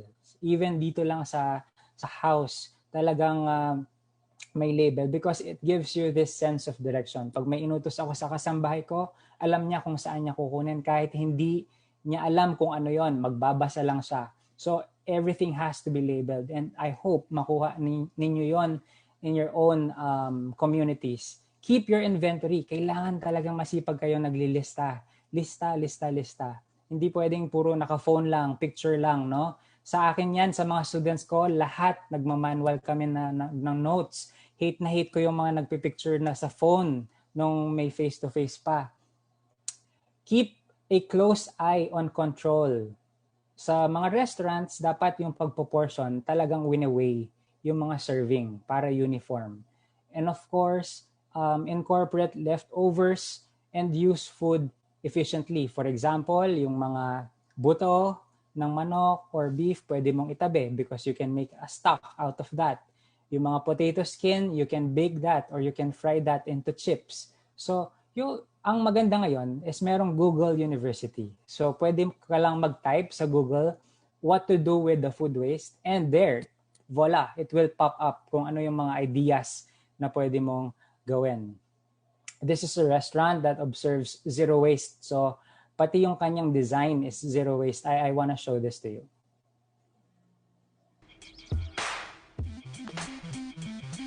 Ever wondered what zero waste means? We talked to someone who knows how to achieve it. Hey, my name is David. Hi, my name is David Johannes Suchi. I'm 31 and I'm from Berlin. We're in our restaurant Freya, which has just opened. We're the first 100% vegan zero-waste restaurant. And when we talk about zero waste and sustainability, we're primarily talking about food. How can we produce tasty, healthy, and sustainable food? It's simple. We make everything ourselves. We shun industrial production and just make everything ourselves, whether it's drinks, our own bread, our own pasta, our hazelnut butter or hazelnut milk. Then there's our daily drinks, like water kefir. That's really probiotic. And our homemade kombucha.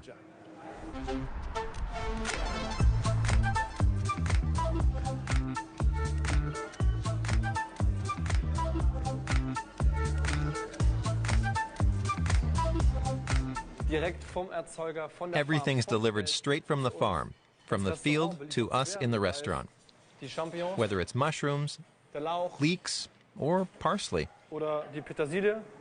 Everything comes to us unpackaged and plastic-free. We don't aim to veganize anyone or turn them into zero-wasters. At the end of the day, we just want to serve up good food in an undogmatic way. But we aim to remain pragmatic. We want to do something, not talk about it, just do it. Sure, many things are packed in plastic. We can't avoid that. But during renovation, we collected all the plastic that came into the restaurant and sent it to a company that melted it down. And now we've hung it on the wall.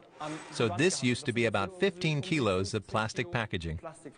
When I talk about the renovation, I mean the interior. How can we design the interior so it's as sustainable as possible? 80% of our furnishings come from eBay classified ads. Our tabletops were cut out of old oaken beams. Our 8 lampshades above the bar are by a designer I got to know about 1.5 years ago. These lamps are made of mycelium, from a fungus that grows in the shape of a lamp. You feed them with sawdust, and within 7 days, it'll take on this shape. Then you dry it out, and it's finished. The lampshade doesn't weigh any more than 1 kilo. And if I should ever decide that I'm bored with it, and I never will be, I could just toss it in the composting machine, and it'll be gone. So these are 100% compostable lampshades. When we talk about zero waste and sustainability, we mean we take our food scraps, whatever we can't ferment or can, and we can't cook it or reuse it in any way, and throw it into a composting machine that turns all leftover foods into a soil surrogate within 24 hours. We give that soil to the farmers, and they spread it on their fields. So that's a wonderful 100% closed-loop recycling. And from that, delicious vegetables grow for us.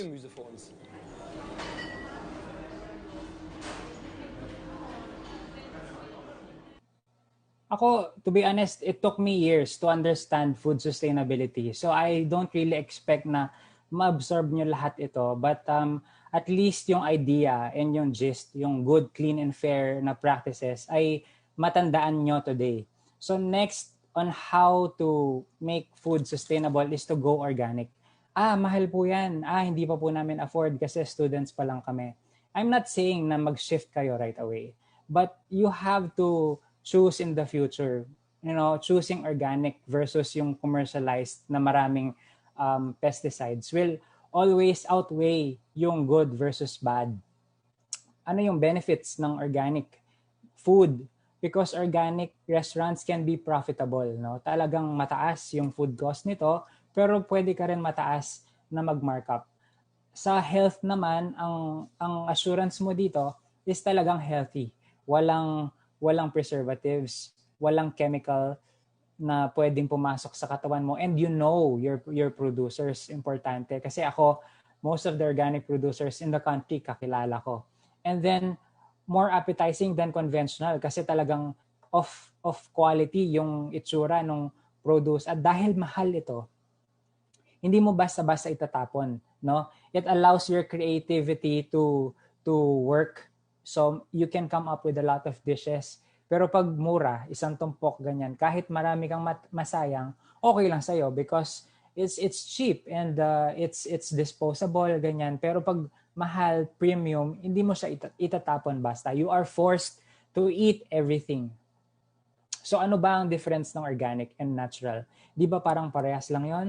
No, because natural can also be processed at some point. So meron siyang difference na maaring at some point yung natural and organic magkaroon ng pagkakaiba at may chemically induced, no? And what does organic promise to you? So ito ay may government backed up certifications, especially in other countries, whereas yung natural wala. Pwedeng i-declare ng isang farm na natural yung walang chemicals, pero gumagamit sila. Dito sa chart na ipinapakita ko sa inyo, makikita ninyo na yung organic and natural, pagdating dito sa fertilizer, ang organic from fertilizer, pesticides, irradiation, and GMOs, wala talaga siyang contents. Pero yung natural, from fertilizer hanggang sa GMO, may be. So ibig sabihin, malamang sa malamang meron. Yung conventional, yung nabibili natin sa mga palengke, may be used, which is for sure meron, lalo na if it came from China. Next, avoid overbuying stock. So when you observe sustainability, hindi ka nag-iimpok. No? Yung practice natin na, kasi mura to ngayon, bumili na tayo ng marami. Tapos masisira lang. So isa yun sa nagiging problem natin. We do not observe sustainable food pag ganoon, sustainable dining, kasi masisiraan ka lang unless you add value to it. For example, bubili ka ng maraming mangga kasi nakapanahon ngayon. And then you make it into a jam, no? Or you make it into a spread na magagamit nyo during the months na hindi naman panahon ng mangga. 'Di ba? If you own a bakery or a patisserie, ganyan. So you compote, no? Jams, pickled, uso ngayon yung mga atsara, mga kimchi, yan. So if you know how to pickle, if you know how to ferment, then good. That's good. Kasi it's the only way you can preserve this produce.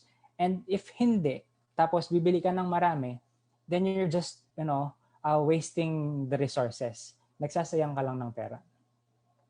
Partner with the community. This is very important. My last consultancy project was for El Nido Resorts in Palawan, no?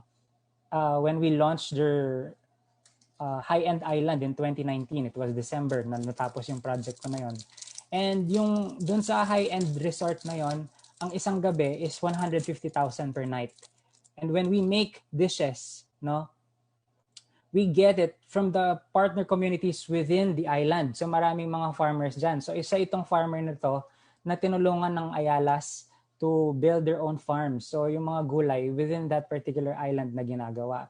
And not only that, no, I partner with a lot of farmers. For example, this one is from Henelaban in Mindanao. We use adlay as a substitute for rice kasi less yung sugar nito at kung meron kang diabetes, you eat this instead of rice, bababa yung sugar mo. So it's really a good substitute for carbohydrates. This one is also a favorite of mine. It is from Camarines Sur, mga taba ng talangka. In fact, dinala ko to sa France when I had a promotion in Paris promoting Filipino ingredients. So, by the way, I travel heavily, no, noon sa bago pa yung nag-pandemic, because kayong mga nasa tourism and hospitality, it is important na lumabas kayo sa bansa pag kailangan nyo na, pag kaya nyo na, and expose your palates, no? Kasi may iba yung inyong perspective when you travel. Pero, bago kayo lumabas ng bansa, alamin nyo muna, dapat na naikot nyo na yung Philippines bago kayo lumabas. This one is made by a salt farmer in Zambales. So, artisan salt ito, nasa isang bag siya ng nipa. Kaya gusto ko siya kasi natural yung pagkakagawa at hindi siya iodized. No? When I cook, nararamdaman ko yung sea salt, buo-buo. Ayoko nung pino kasi hindi ko nararamdaman, baka maalat na masyado yung niluluto. Ditch disposable packaging. Kanina sinabi nga nung previous speaker na dapat i-avoid na natin yung mga single-use plastic. Ang Filipino food culture naman, gumagamit talaga tayo ng eco-friendly. Like itong suman natin, nakikita nyo, may mga tamales, may mga kakanin na magmula noon hanggang ngayon, nakabalot pa rin. No? We just have to continue the practice. Hindi lang tayo dapat marunong kumain, dapat marunong din tayo mag-produce ng mga ito. Using traditional spoons. For example, kung kakain ka ng nyog, patapyas mo na lang yung buko doon at gamitin mong pang spoon yon instead of using a spoon. And then, when you create businesses, you think of innovations like itong isang flight attendant. Nag-pandemic, natanggal siya sa airline, dahil architect naman yata siya, then on the side, nag-put up siya ng pizza business, no? Tampipi Pizza. No? Gumamit siya ng maraming tampipi kasi yung area nila, they grow a lot of pandan. And yung mga bayong na ginawa niyang container ng pizza. So after kainin ng kliyente yung pizza mo, magagamit pa nila yung lalagyan. And of course, think beyond food. Pag pinag-uusapan ng pagkain, and we talk about sustainability, ang pagkain hindi lang pantawid gutom, no? It is beyond that. Kailangan advance laging mag-isip. And for example, ito, no? Yun ang kinukwento ko, pandemic din ang story niya. Binili niya itong jeepney na ito at pinagawa niya na jeepney food truck. No? We can repurpose things like itong bulok na jeep. Who would have thought na pwede mo siyang gawing food truck, di ba? In this day and age. Lalo na ngayon na lahat puro delivery, puro pick up. So, malay nyo, yung idea ninyo is sustainable. You just have to do a little bit of research. Gamitin ninyo yung mga phones ninyo. Hindi lang puro TikTok. Hindi lang puro Instagram. Do it also for research and plan your life, no? Plan the things ahead of you kasi importante ang sustainable food ay galing rin sa isang tao na sustainable. And with that, I encourage you all to join our organization. It's called Slow Food Youth Network. We are present in about 160 countries. I'm the country head of Slow Food Youth Network in the Philippines. So, type nyo lang kami sa Google, sa Facebook, Slow Food Youth Network Philippines. And free ang pag-join dito. If you want to know more about sustainable food and to join our advocacies like yung fight against hunger, because bago pa nauso yung mga community pantry, mga community kitchen, nagpapakain na kami. May mga soup kitchens na kami. And we've been doing this for years already. And with that, I want to thank the organizers for inviting me. Maraming salamat. I hope may natutunan kayo 1 or 2 or 3 things ngayong hapon na ito, and I'm ready to take questions. Maraming salamat. Okay, thank you so much for that field information talks, Miss Sunshine and Mr. Jam. Let us proceed in our Q&A portion.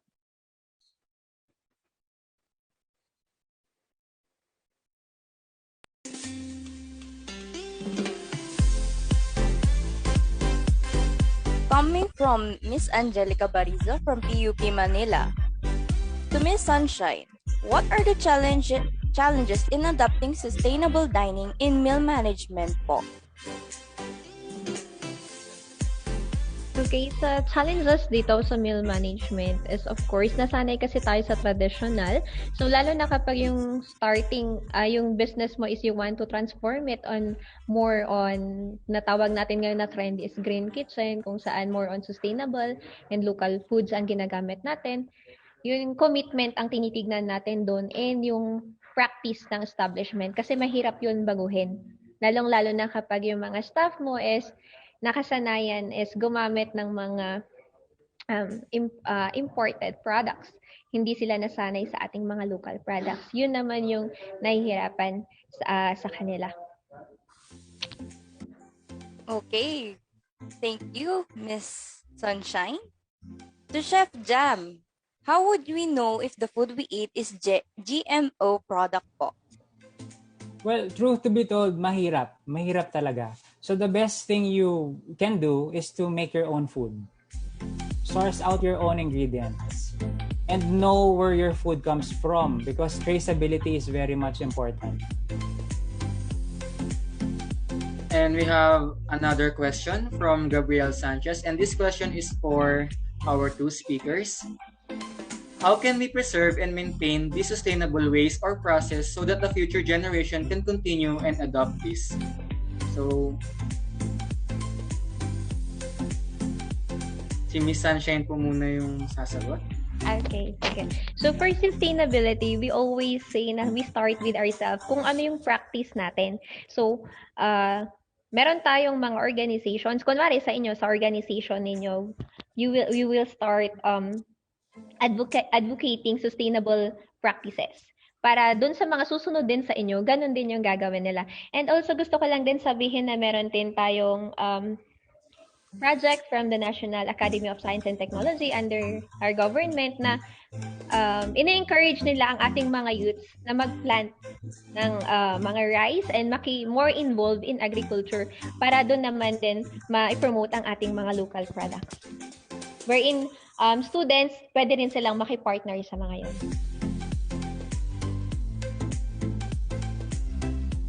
And Mr. Jam, the floor is yours. I think it is a good initiative itong ganitong diskurso kasi it is very important na ma-engage yung kayong mga kabataan.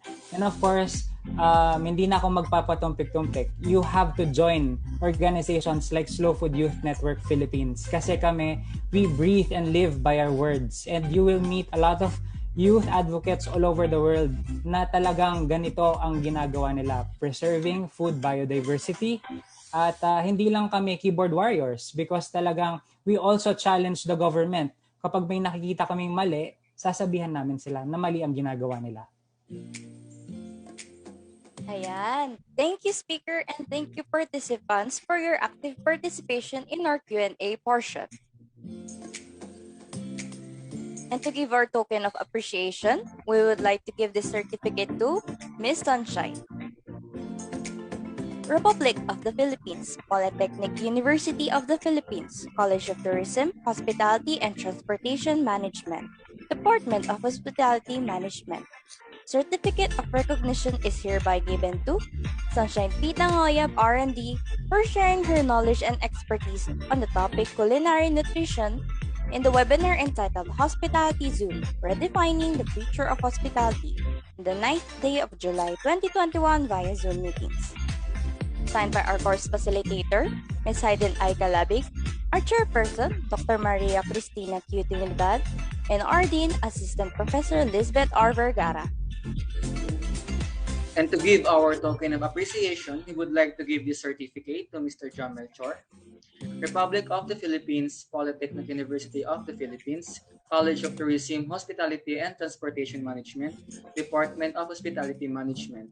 Certificate of recognition is hereby given to John Melchor for sharing his knowledge and expertise on the topic culinary nutrition in the webinar entitled Hospitality Zoom, Redefining the Future of Hospitality on the 9th day of July 2021 via Zoom meetings. Signed by our course facilitator, Ms. Haydin I. Calabig, by our chairperson, Dr. Maria Cristina Q. Trinidad, and by our dean, Assistant Professor Lisbeth R. Vergara. May we now request everyone to please open your cameras as we will have our last photo op. Okay po. Picture ulit. 1, 2, 3, smile. Next window po. Okay. 1, 2, 3, smile. Okay, next window, third window. 1, 2, 3. Okay po. Fourth window. 1, 2, 3, smile. Fifth window. 1, 2, 3. Okay. Sixth window. Seventh. Next window. And last window. Okay na po. Thank you. And once again, thank you, Mr. Jam and Miss Sunshine. By the way, please support Mr. Jam's business YesPlate by following its social media accounts at YesPlate for IG, Twitter, and Facebook page. Or you can check the links being provided in the chat box. You can also send a message through its email, yesplateph@gmail.com. For our final event, we will serve you an intermission number from one of our organizers.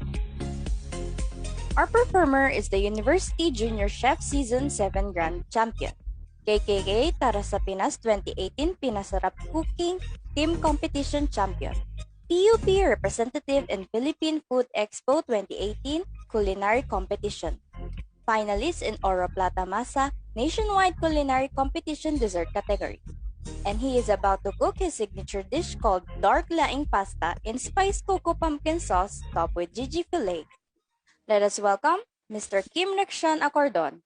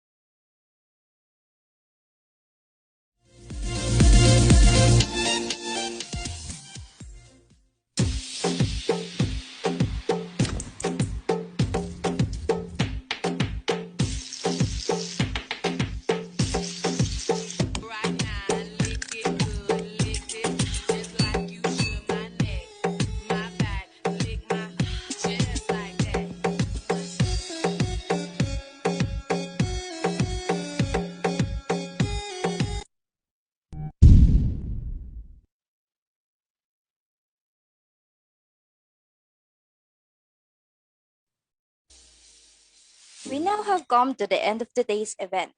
To give her closing remarks, may you call on our course facilitator, Ms. Hayden Aikalabi. Let us give her a virtual round of applause.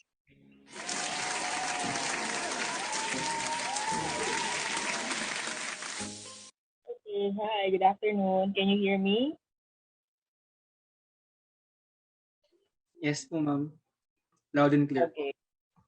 All right, thank you. So before anything else, I would like to thank each and everyone for making this event possible. Of course, my events class, which is BSHM33D, Prime Events Group. So this is the second day of your class event. So one day to go, one more day to go, and that is tomorrow. So I think we're ready also for tomorrow. No, although madaming, sabi nga ng mga ano natin kanina, ng mga speakers natin, madaming challenges yung naging 3-day event natin, but we're halfway there. Kasi tapos na tayo sa day 2, so isang araw na lang. No? So thank you 3D for this wonderful day 2. Very informative, very delicious na day 2. And of course, hindi ko lagi kinakalimutan i-acknowledge lahat ng mga students from other universities and colleges from all over the Philippines.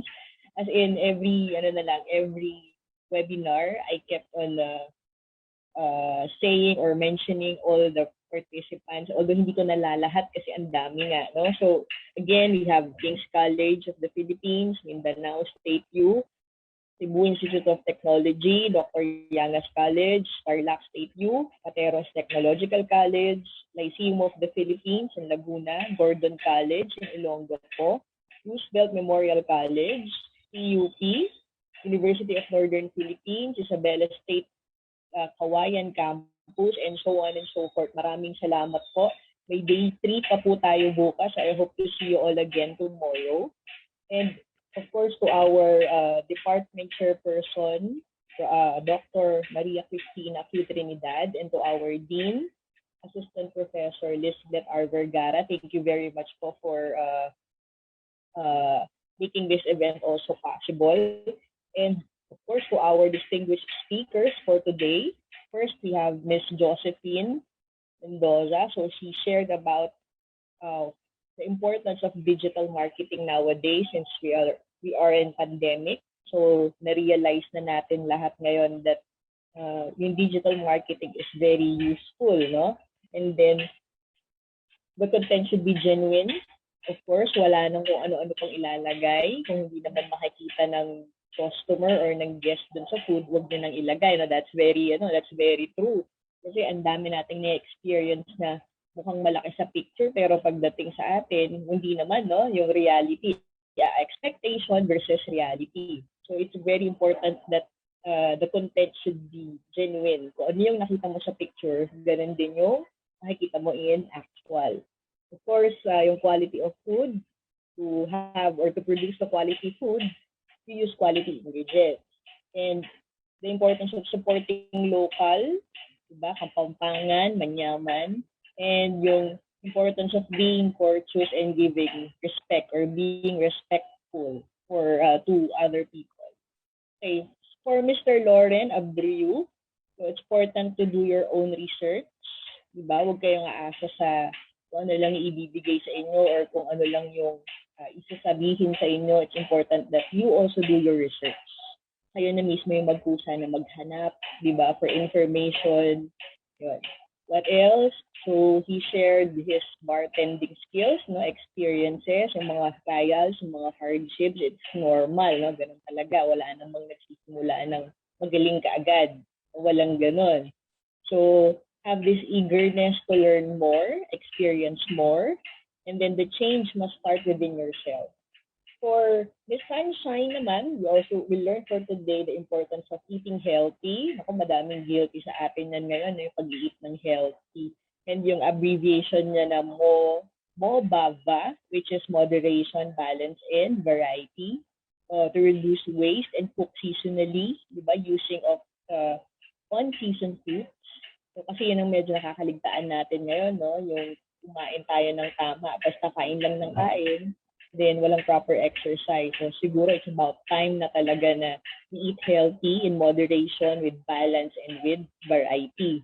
So with Chef John Melchor naman, again, it's cooking seasonally. We make the most out of our on-season ingredients to reduce waste and of course growing your own food para sure, no? Kasi nagtatanong kanina, how can we make sure that our food is safe, ganun, etc., etc. So the best way talaga is to grow your own, no?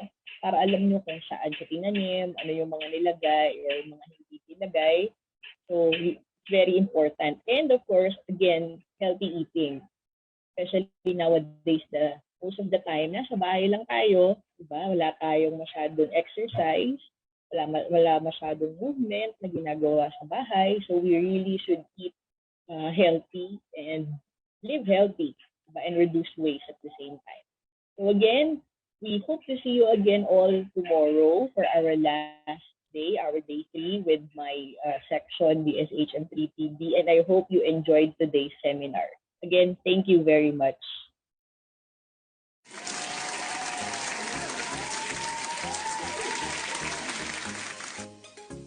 Thank you, Ms. Haydin, for that heartfelt message.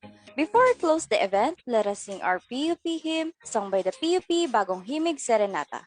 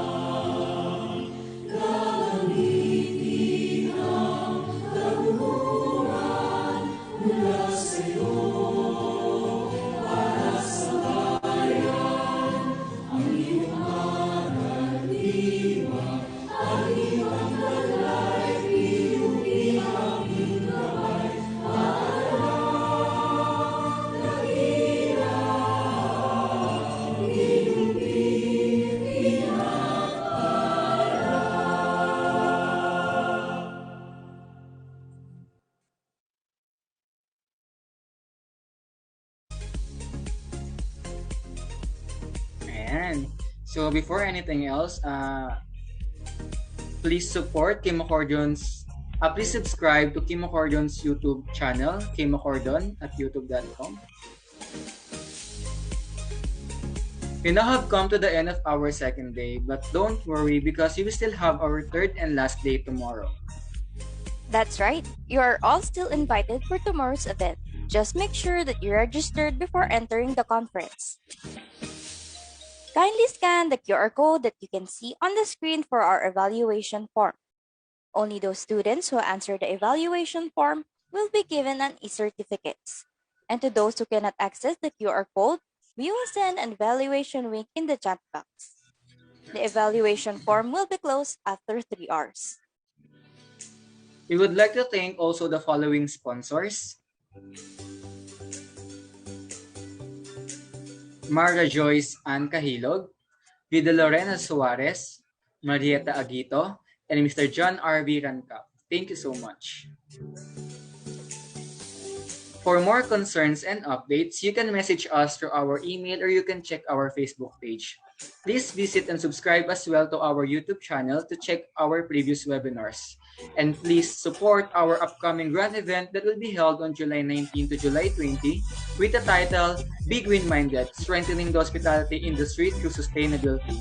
You can visit our Facebook page for more details about this. And lastly, Please follow and support our speakers' social media accounts and have a screenshot as a proof, as this will be a requirement in your evaluation form later. Thank you.